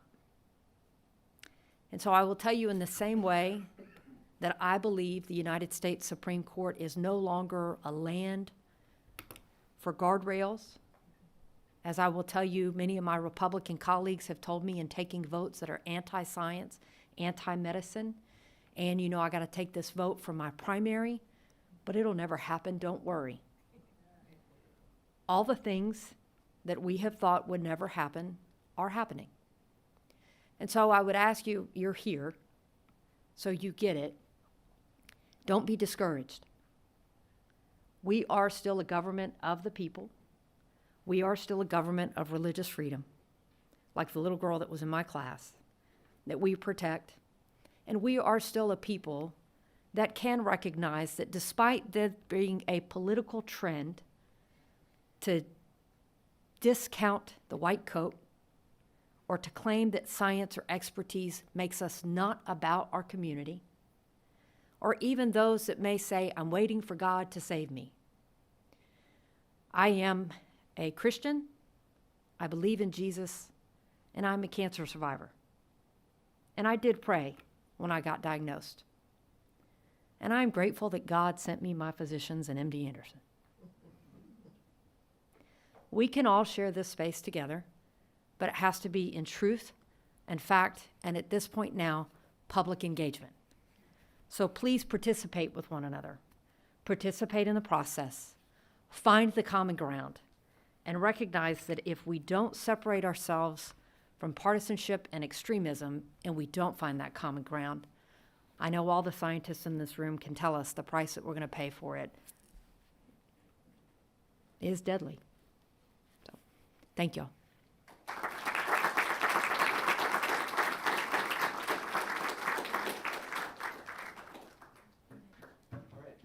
If I could have the speakers come join us up here. These are the questions. All right, excellent. Where would you like to be? Thank you so much. That was wonderful. If I could sit on one end. Okay, great. Thank you. All right, so we have some questions from the audience, but I'd like to start with sort of a similar question for each of you, which is you all mentioned, of course, the COVID-19 pandemic, and that shaped, how people's belief and their vaccine uptake. It certainly has shaped and continued to shape legislation, and it's sort of shaped and reshaped public health policy. So I was wondering if each of you could just give a short statement on, sort of explicitly stating what you think the legacy of our experience in the COVID-19 pandemic has had on each of your positions. From the group I'm talking about, if we're pro-vaccine, deep damage. It was a turning point. And so now vaccines in general, mandates of any sort, health policy, it's just snowballing. And again, if you follow what's happening in social media and what you described, you're seeing it. It quickly does become, we got to be engaged in politics. We got to run for office. We got to show up. We got to be there. People are getting funded to be there nonstop. So I think it was a real changing point. Yeah, I would say an incredible moment for science. I mean, a moonshot that the scientific community, most of which is right here in the medical center, were able to literally save millions of people and expedite the communication of a worldwide group to solve a crisis. I agree. The challenge is that the disinformation that was able to be taken from that moment, the political divide. I mean, I remember when Trump was doing warp speed, or what was it called? Yeah, warp speed. And there were folks saying, well, I'm not taking a Trump vaccine. And again, I think the vaccine got caught all of a sudden when Trump lost, then that vaccine lost its credibility and vice versa. And so again, I would say that the damage is when politics is able to divide a population and are willing to use a public health crisis to exacerbate that division. That's the challenge. And for me, it is about electing leaders who will find common ground more valuable than political expediency and have the courage to speak up in the face of disinformation and misinformation. I will tell you, I expect we will continue to see this legislation in the next cycle, and you're absolutely right. It has gone from COVID to any other vaccine. It is spreading with wildfire. So a couple of things. Public health is about looking at a glass and sometimes saying it's 10% full, not 90% empty. And it's not just being delusional about it, because if you're in the act of filling a glass, it is 10% full. It's not 90% empty. You're not emptying it.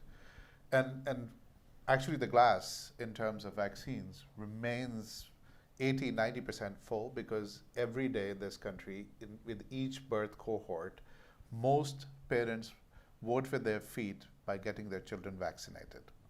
So keeping that context in mind, there is something that's a good start to rebuild trust in public health and vaccination. The other part of that glass, actually being more than 10% full, is the fact that healthcare providers remain the most trusted source of vaccine information.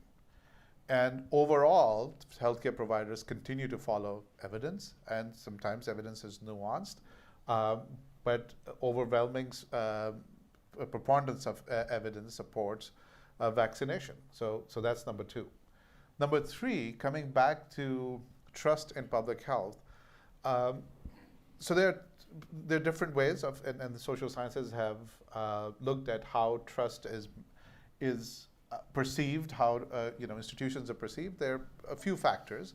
One is whether an institution or a set of institutions has my interest in mind or my children's interest in mind, whether they are free of other competing interests. And the third thing is whether they're effective and they can do something for me. So the effectiveness and efficiency of public health is something that is ignored in a lot of these conversations. Public health, including immunization systems, will rebuild, regain the trust by delivering for populations, by protecting populations, so that that hard-nosed sort of approach to actually doing meat and potatoes public health will be part of the answer. And so these are, to move the conversation forward, these are the lessons, at least for me, from this pandemic. Right, so as you said, vaccinations are not the only public health measure that we can use to combat disease. Can you give us a sense on the relative weight or efficacy of vaccination versus other countermeasures that we might use? So vaccines are extremely effective. They're part of a toolbox, and depending on the disease, but vaccines continue to save like up to 3-4 million lives a year, for example. So depending on, I'll give you an example. TB is one of the biggest killers that is out there, especially in low resource settings, both in high and low income countries, but in settings of low resource. And we have had medications, effective medications for tuberculosis, but the current vaccines are suboptimal in terms of their effectiveness. And so therefore, a new generation of vaccine is being developed to make sure to really control the disease. Another example is that one of the biggest successes of, I would say, and this is not hyperbole, of human race itself is smallpox eradication. And for those of you who are not aware of the magnitude of that challenge, it was one of the biggest killers of human populations for several years, several hundred years. And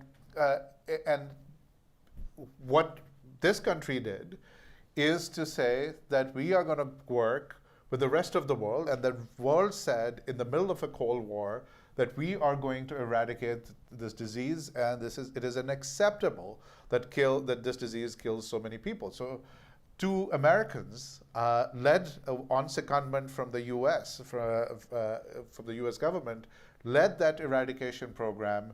D.A. Henderson, both of them deeply religious. At least one of them I happen to know. I have who started his public health career as a missionary, Dr. Bill Foege, and I was the Bill Foege professor earlier in my career.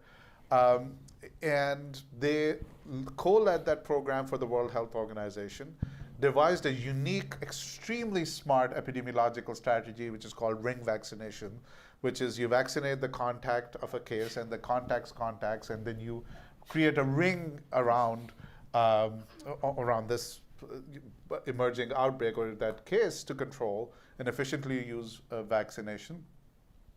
And they partnered with the Soviets in the middle of the Cold War to eradicate that.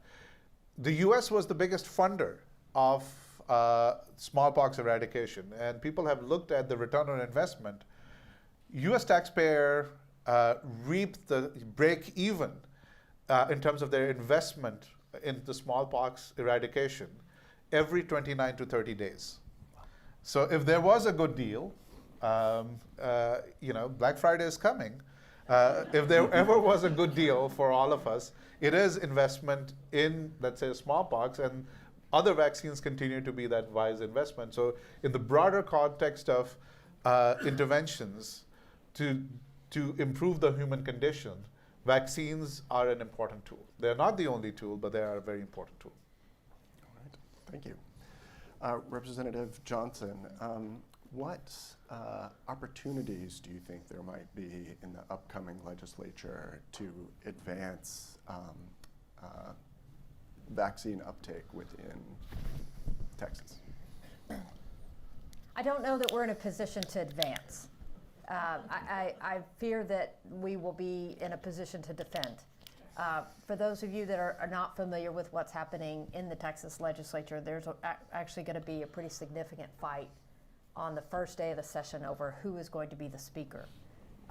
The speaker currently is a gentleman named Dade Phelan from Beaumont, despite the fact that we now have constitutional carry that abortion is triggered by the sperm meeting the egg and life now begins at conception, and other what I would call standard Republican values.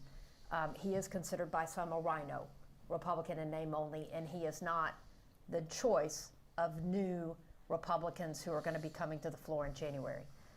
That group of Republicans also want my voice for your district to be completely quashed, and that they're going to fight over the rules that you cannot hear a Democratic bill until all other Republican ideas have been brought up, and then maybe you can get around to the other party. So as tragic as things are at the moment, you're going to find out in the first couple of days of the session of whether or not the Texas House is going to hold on the idea of institution and bipartisanship, or if things are really going to go off the rails. If they go off the rails, then unfortunately, you will see the increase in this concept as extreme partisanship. And I would say, I think it comes back to our fundamental, how do we deal with folks? Many, many folks that are angry politically, and I mean they are angry, feel unheard, feel unrepresented.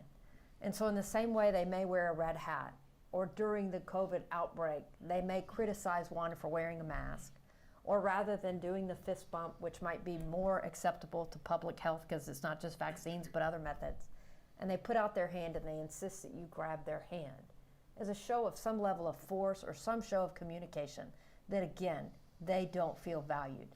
I think we are really at a breaking point to get this thing back on track, that Republicans and Democrats can understand each other, try to work together, and at this point, I would ask that if you can come be in a space to hear those with a concern about the vaccine, and remember that we have the highest rate of uninsured children in the nation.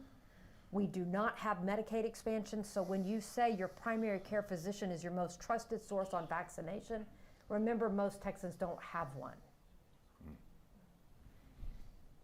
All right. So if we're going to have a challenging legislative session, we might turn to persuading members of the public. So I'm curious who you think should be addressed within the evangelical community. Is it the faith leaders, or is it the public at large that needs to receive persuasive messages and decrease vaccine hesitancy? So the end answer is it's the public at large. But the question is, how do we get there? What are the means? And I do think it is through religious leaders. And sometimes they're not the official clergy. I have a postdoc named Sana Patel, and she studies Islam. She calls it digital Islam. And finding that imams in mosques are having less influence, but imams that are entirely online, people are flocking to for their teachings. And that we're seeing the same within Christendom. So it's also identifying who are the social media influencers that people are listening to, which you can pretty easily find out, who has the most subscribers, who has the most views, things like that. And it is getting those folks in a room, talking, and getting them to be united in this, and then start communicating this with their followers. On a similar vein, this is a question from the audience. Could you speak to the level of Catholic hesitancy regarding COVID vaccines, despite the Vatican's support for vaccine uptake? We're seeing something interesting in the United States religiously, and it's taking many of us who study religion by surprise. And I'll give you the end answer, and then let me explain what I mean. Evangelicals have won, okay, in the contemporary times. And what do I mean by that? It used to be, like my first book was about American evangelicalism. Now my books are about practicing Christians, that the differences that used to exist between American evangelicals and other Christian groups have dissipated, and as long as they're practicing, so they're attending regularly, they, whether they're Catholic, even mainline Protestant, look, sound, and act much more like evangelical Christians than they used to. They used to act very differently. So this is part of that trend where American Catholics and how they're voting, in the issues they're supporting, and it may be because they're all watching the same people online. That's probably my best guess at this point, though we're trying to figure out why. Representative Johnson, this question is for you. Again, from the audience, is Rider 40 permanent? And how do we stop something like that from happening again? Say it again, which one? Rider 40? What, Rider 40? Would somebody remind me what Rider 40 was? Good, because I didn't know either. Yeah.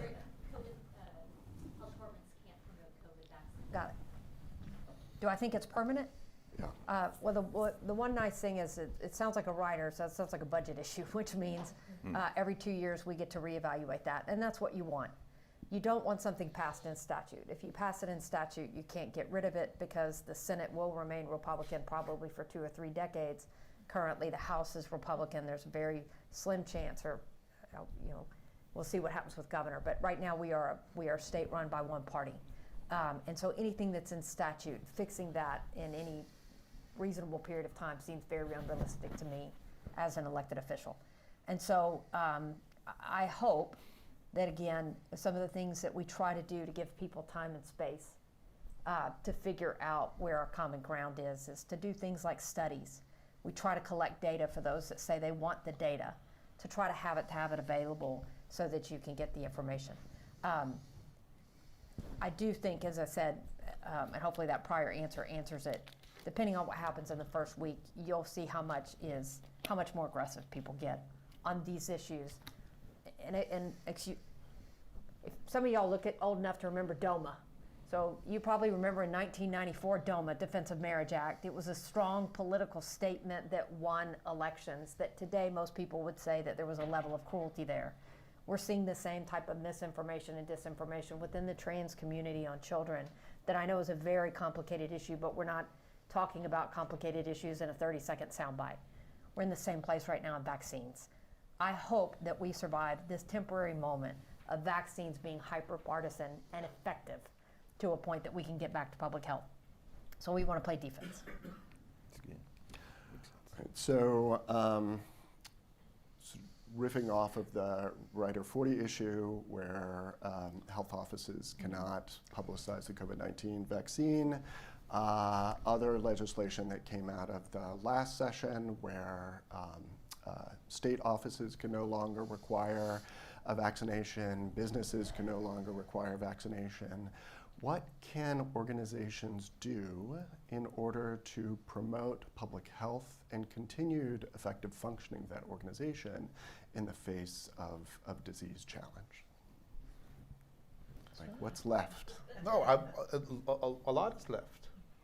Again, we have most parents do get their children vaccinated, and we do have, yes, we have gaps in access to care.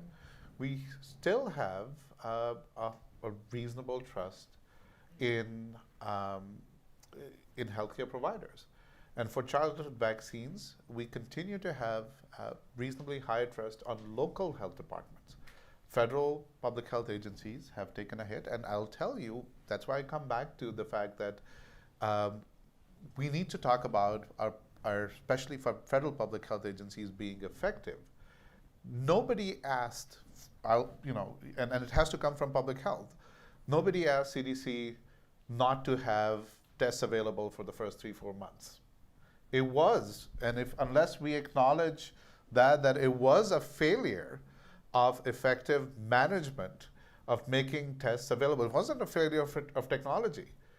Nobody asked our public health agencies to find themselves in a situation that we were trying to figure out the effectiveness of different kinds of masks in the middle of the pandemic. Why did we not have the Institute of Medicine report on N95 masks was out in the early 2000s? We had seasonal outbreaks of influenza and seasonal coronaviruses in humans and cats, for example, every year. And why did we not have randomized trials of effectiveness of different kinds of MACs before the pandemic? So going back to this, yes, how we go forward by being effective, by good at what we do. That's part of the solution. And being ruthlessly competent is part of the solution. It's not the whole solution. So that's number one. Number two is, again, building on the trust that remains in healthcare providers, in local health departments, and going from there. So those are things that government and public health organizations can be able to do. But what about businesses at large? So let's say in the legislature, when these types of constraints are being discussed, what are the alternative solutions that are brought up as to what businesses might be able to do to protect their own interests and the health of their employees? I'll say one of the other bills that is House Bill 44, which was about, hey, you can't deny, you can't not be a pediatrician for a kid that's not vaccinated. And one of the things that we talked about was most physicians will say, if you won't follow my medical recommendation on getting vaccinated, how can I provide you treatment when you're not following my advice? And so again, I would say in the same way, the creative idea of how do you get people vaccinated, I find common ground in the gray. Right, so when people would get mad at me and say, why are you wearing a mask, or why weren't you doing this? Well, my family has severe special needs individuals in it, and if they come in contact with COVID, it is much more significant than a healthy individual. So I'm not worried about myself, but I'm worried about the female I come in contact with it.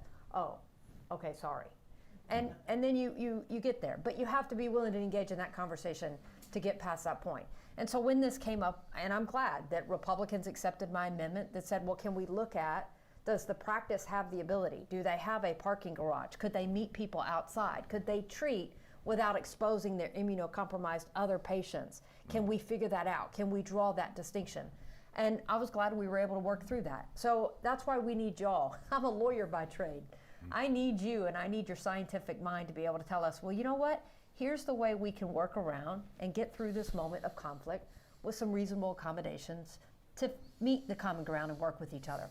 And so I would say just don't give up on that. When you hear the black or white, look for the gray and figure out how you can participate in giving both sides to the gray. All right, thank you. Dr. Omar, what changes do you foresee in public health education and training in the coming years? What topics should they focus on in terms of vaccine development policies and the rise of new technologies? So, look, it is an exciting time for public health because public health was developed to address challenges, and there are challenges. And the way we remain relevant, especially in terms of education, is to remain consequentialist. So consequentialism postulates that the value of your actions is determined by the outcomes. And public health education training, the way our institution is structured, should be decidedly consequentialist. I'm a big fan of deontological education. I'm a big fan of the fact that if the society doesn't ask the question too quickly why someone is looking at history of early 20th century, they end up, a historian writes a book that ends up being the blueprint of a lot of pandemic control.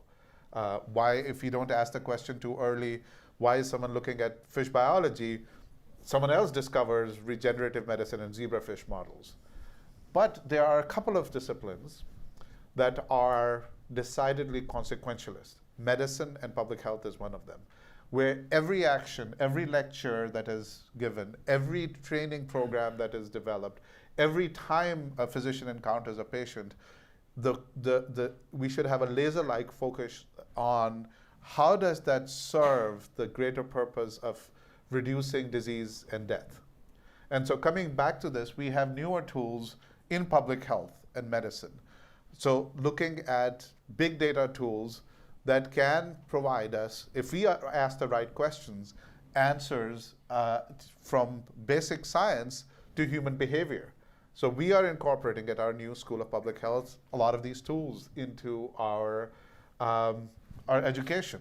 One of our most attractive programs that we have found for doctoral students is our Health Economics and Policy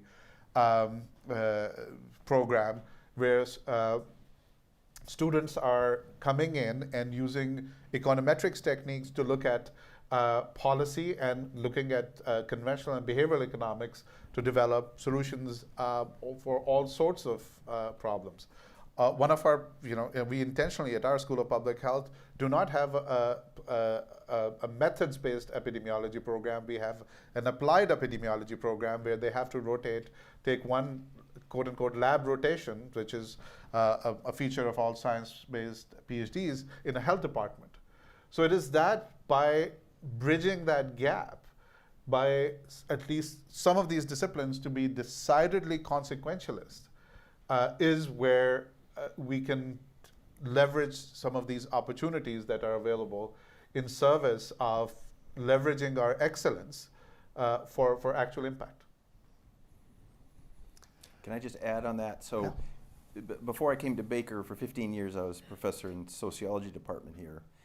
70% of our majors are pre-med. And they often will have an agreement. We have an agreement where they can go directly to Baylor School of Medicine. But as they're taking sociology and learning about group behaviors and such, a significant proportion of them switch to population health and then go and get a master's or a doctorate at places like Dr. Omar's. And what I find encouraging, I mean, we're talking about a lot of negative things, but what I find encouraging is the excitement they have, the potential of what population health can have for us. Medical doctors are amazing and important, and we need them all, but one vaccine that can save millions of lives, right? And they see that, they're excited about it, and they're going in armed with knowledge about how humans actually work. It's wonderful. Yeah. I have to say, I've seen the same thing, right? 5 years ago, I never had a student walk into my office and say, I want to learn how to be an epidemiologist. And now it happens at least twice a month. Wow. So yeah, and some of them, some folks from Rice come to us. Yes. Up in Dallas, which, despite what they say in the Michelin Guidebook, has good restaurants. But not good pizza, apparently. Not good pizza. That you have to go to New Haven. Not even New York. Okay. You have to go to New Haven for that. Too many clams on those pizzas. Dr. Emerson, so how do we combat the disdain of evangelical Christians when they don't exhibit Christian values? So this is a question from the audience. So I believe the question is, you made the argument that care for others was a major driver for vaccine uptake, and that should be a persuasive argument. So if that argument doesn't fly, what's the next step? Herd mentality, and I think you both mentioned this. If you're going to be a cool kid, if you're going to be part of our group, this is what we do. So it's trying to get to that point. I've been watching it do the opposite, right, over the last however many years, where, let me just give you real quick. So early on, I was a professor up in Chicago during COVID, and my job was to, because I was department head, make sure everybody left. We had gotten the order, everybody go home, lockdown, the Chicago order, right? So I had to wait for everybody. Then I got on the train, and there was a very sick man on that train. I got COVID. This is way early, March of 2020. And it got very, very serious. I ended up in the hospital and so on. So obviously survived, thank you. But so that our family we're wearing masks. This is very serious. We got to do whatever we can to protect other people. We obeyed the lockdowns, even though it went on and on and on. As soon as the vaccine was available, we were standing in line for it. And it has been years of the rest of the family simply not communicating with us because we have violated their definition of what it means to be Christian. So if we can switch it, which we can, because it didn't used to be the definition that you can't wear a mask or get a vaccine. This has been in the last however many years, and I say COVID really advanced it. So we can switch it. That's what we'll have to do. right. So we're getting close to the end of our time, so I thought I might ask you a question that I often ask my students, and then we can have a discussion around that question. What are you worried about? Well, I'm worried about the fact that pathogens exist and they don't read the paper. And irrespective of, and there are very unforgiving creatures or entities, depending on how you define a virus. And so I worry about that. But I also think that we as a population, there are certain things, for example, H5N1, we are at a level where public health should worry about it, the general population should not. Right. And so we have enough, we have just like the kids now say they have a limited social battery, and that they would tell you that my social battery is down now, and they don't want to engage with their parents or something like that. So we have that kind of a social battery for calamities as well. And so there are things that public health should worry about so that the general public doesn't have to worry about. So there are things like H5N1, I don't think the general public should worry about. I worry about it. There are things like developments, advances in synthetic biology. So I worry about the limited stocks for smallpox vaccine, even though it has been eradicated in the wild, the capabilities that are evolving give me pause. Should the general public worry about it? No. But it does, I do sort of get up and say that how are we prepared for something that should not be a problem just because of the failure of imagination of people who should think about these things. Representative Johnson? I think I've expressed what I'm worried about. And so I'll tell you, I'm actually optimistic. Usually in a moment politically where we see this kind of upheaval, or you don't have to wonder where people are anymore. You don't have to wonder if there's a correlation between not having access to healthcare and people not understanding the significance of trying to get that vaccine.